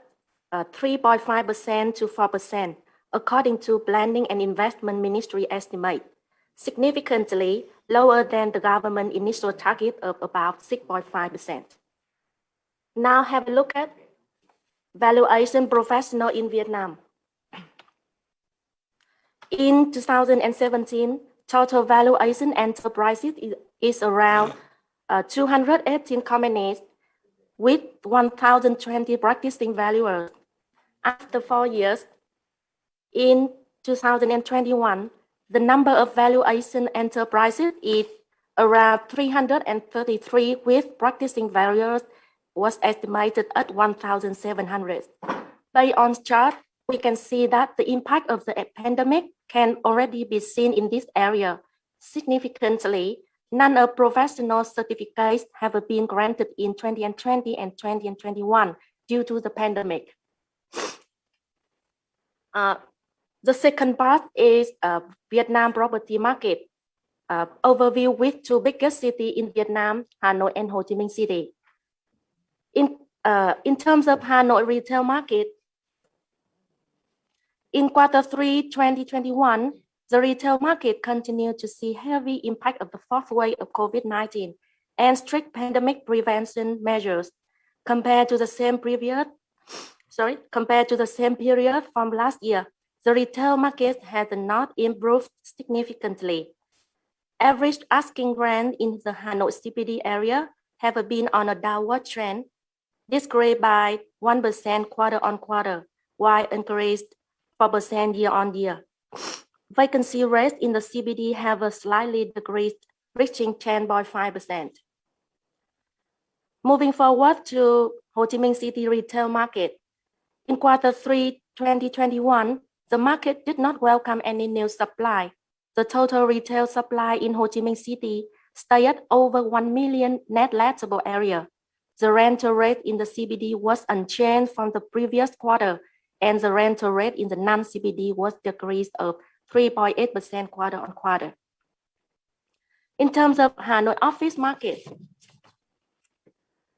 in quarter 3, 2021, total office supply of Hanoi market reached more than 1.6 million square meter net lettable area. Due to the COVID-19 cases, starting around May, Hanoi implemented social distancing for the majority of quarter 3, 2021. Still, positive net absorption was recorded in quarter 3, 2021 of more than 6,000 square meters. Average vacancy rate of existing office projects slightly decreased compared to quarter 2, 2021. Asking rent of existing office project in Hanoi remain unchanged compared to quarter 2, 2021. And quarterly sale decreased 50% quarter on quarter due to the citywide 2-month lockdown. Primary stock decreased 8% quarter on quarter and 27% year on year. Now have a look at Ho Chi Minh City office market.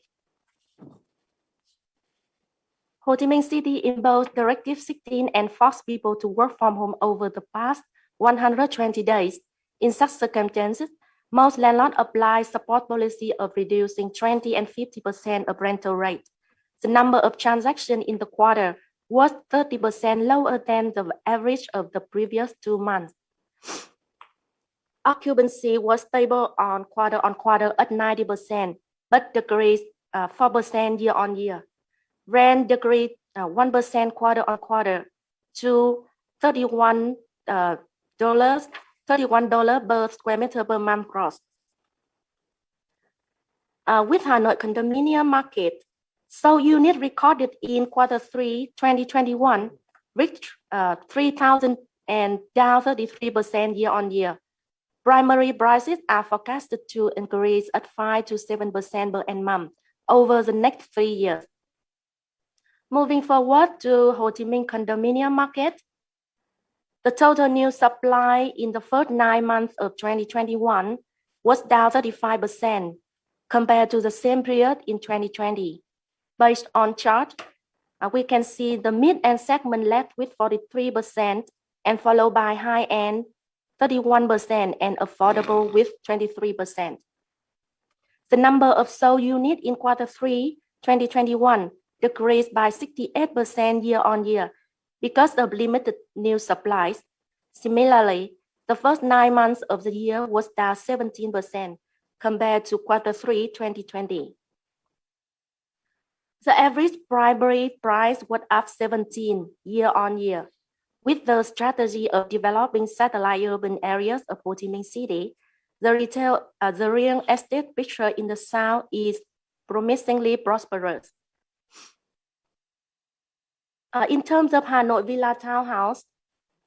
in the third quarter, the supply decreased 75% quarter on quarter and 47% year on year.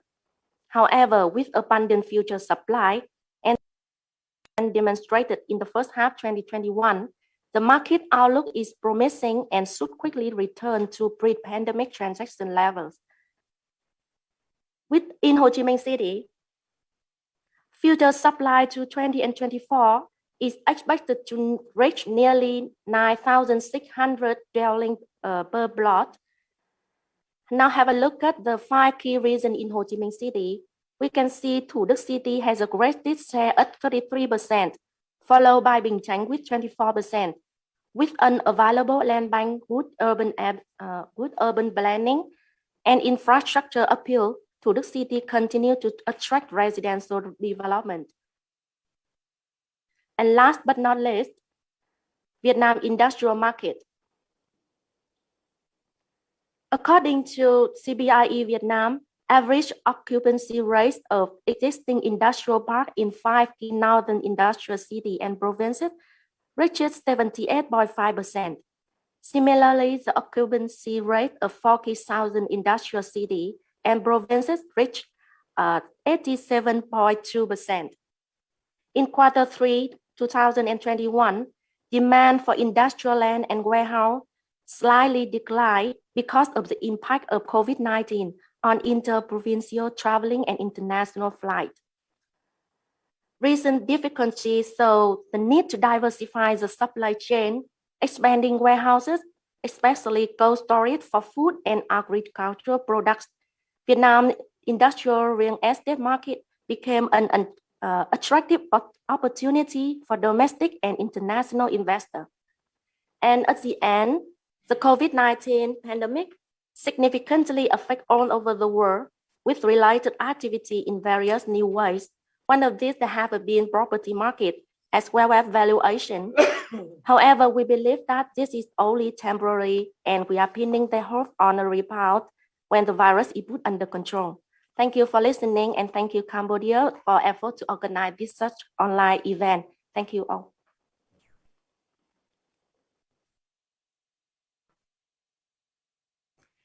Ms. Bui Can Ly, expert of Valuation Management Division, our speaker from Vietnam. Thank you so much for your report. សូមថ្លែងអំណរគុណលោកស្រី Bui Can Ly ដែលជាតំណាងនៃក្រសួងសេដ្ឋកិច្ចនៃសាធារណរដ្ឋសង្គមនិយមវៀតណាមដែលបានលើកឡើងពីរបាយការណ៍ប្រចាំប្រទេសរបស់ខ្លួន Your Excellencies, ladies and gentlemen,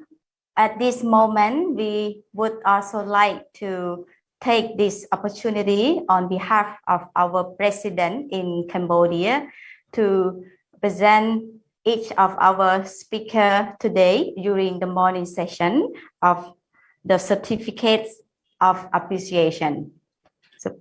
អាដាមលោកជំទាវលោកស្រីនៅនាងកញ្ញាតំណាងឲ្យប្រធាននៃអង្គប្រជុំទាំងមូលយើងខ្ញុំសូមអនុញ្ញាតចែកនៅលិខិតថ្លែងអំណរគុណទៅដល់វាគ្មិនពីប្រទេសជាសមាជិកទាំងអស់ដែលបានឡើងថ្លែងរបាយការណ៍ពីប្រចាំប្រទេសរបស់ខ្លួន Well, first of all, we would like to mention again and thank you so much from the bottom of our heart and our president and our technical team here in Cambodia to our speaker from Brunei, Mr. Iqbal bin Haji Mohamad Taufik, and we would like now to present to you a certificate of appreciation. Thank you and congratulations. So, អបអរសាទរទៅដល់លោកអ៊ីកបាល់បានមកពីព្រះរាជាណាចក្រ Brunei Darussalam. Thank you. And next, the same thing. We would also like to present the certificates of appreciations to our speaker from Cambodia, Mr. Son Siep. សូមអបអរសាទរលោកសុនសៀបអនុប្រធានសមាគមអ្នកវិទ្យាអចលនវត្ថុកម្ពុជា Thank you, Mr. Son Siep. And next, another certificates of appreciation from our president here to Mr. Harizul Akbar Naswa of Indonesia. សូមអបអរសាទរលោក Harizul Akbar Naswa មកពីឥណ្ឌូនេស៊ី Honestly, we truly appreciate all of your time. And next, a certificate of appreciation to our speaker, Miss Amy Anak Pira from Malaysia. សូមអបអរសាទរលោកស្រី Amy Anak Pira មកពីរាជាណាចក្រសហព័ន្ធម៉ាឡេស៊ី And next, our certificates of appreciations to Hana De Vera from the Philippines. សូមអបអរសាទរលោកស្រី Hana De Vera មកពី Philippines. We truly appreciate the time of our next speaker as well from Singapore, Mr. Oi Xiao Zheng. សូមអបអរសាទរលោក Oi Xiao Zheng មកពីសិង្ហបុរី Today, everybody is so special. And again, the same thing, we would like to present the certificates of appreciation from our president here in Cambodia to Miss Naritanan Palakawong from Thailand. សូមអបអរសាទរលោកស្រី Naritanan Palakawong មកពីរាជាណាចក្រថៃឡង់ Next, an appreciation of certificates to our speaker, Miss Bui Can Lee from Vietnam. សូមអបអរសាទរលោកស្រី Bui Can Lee មកពីសាធារណរដ្ឋសង្គមនិយមវៀតណាម Your Excellencies, ladies and gentlemen, and last but not least, another special person in our Congress today, AVA Secretary General, Madam Susan Vitjojo. អាដាមលោកជំទាវលោកស្រីនៅនាងកញ្ញាយាវវាគ្មិនដែលរៀបចំកម្មវិធីរបស់យើងដែលមិនអាចខ្វះបានគឺលោកស្រី Susan Vitjojo អគ្គលេខាធិការនៃសមាគមអ្នកវិទ្យាតម្លៃអចលនវត្ថុអាស៊ាន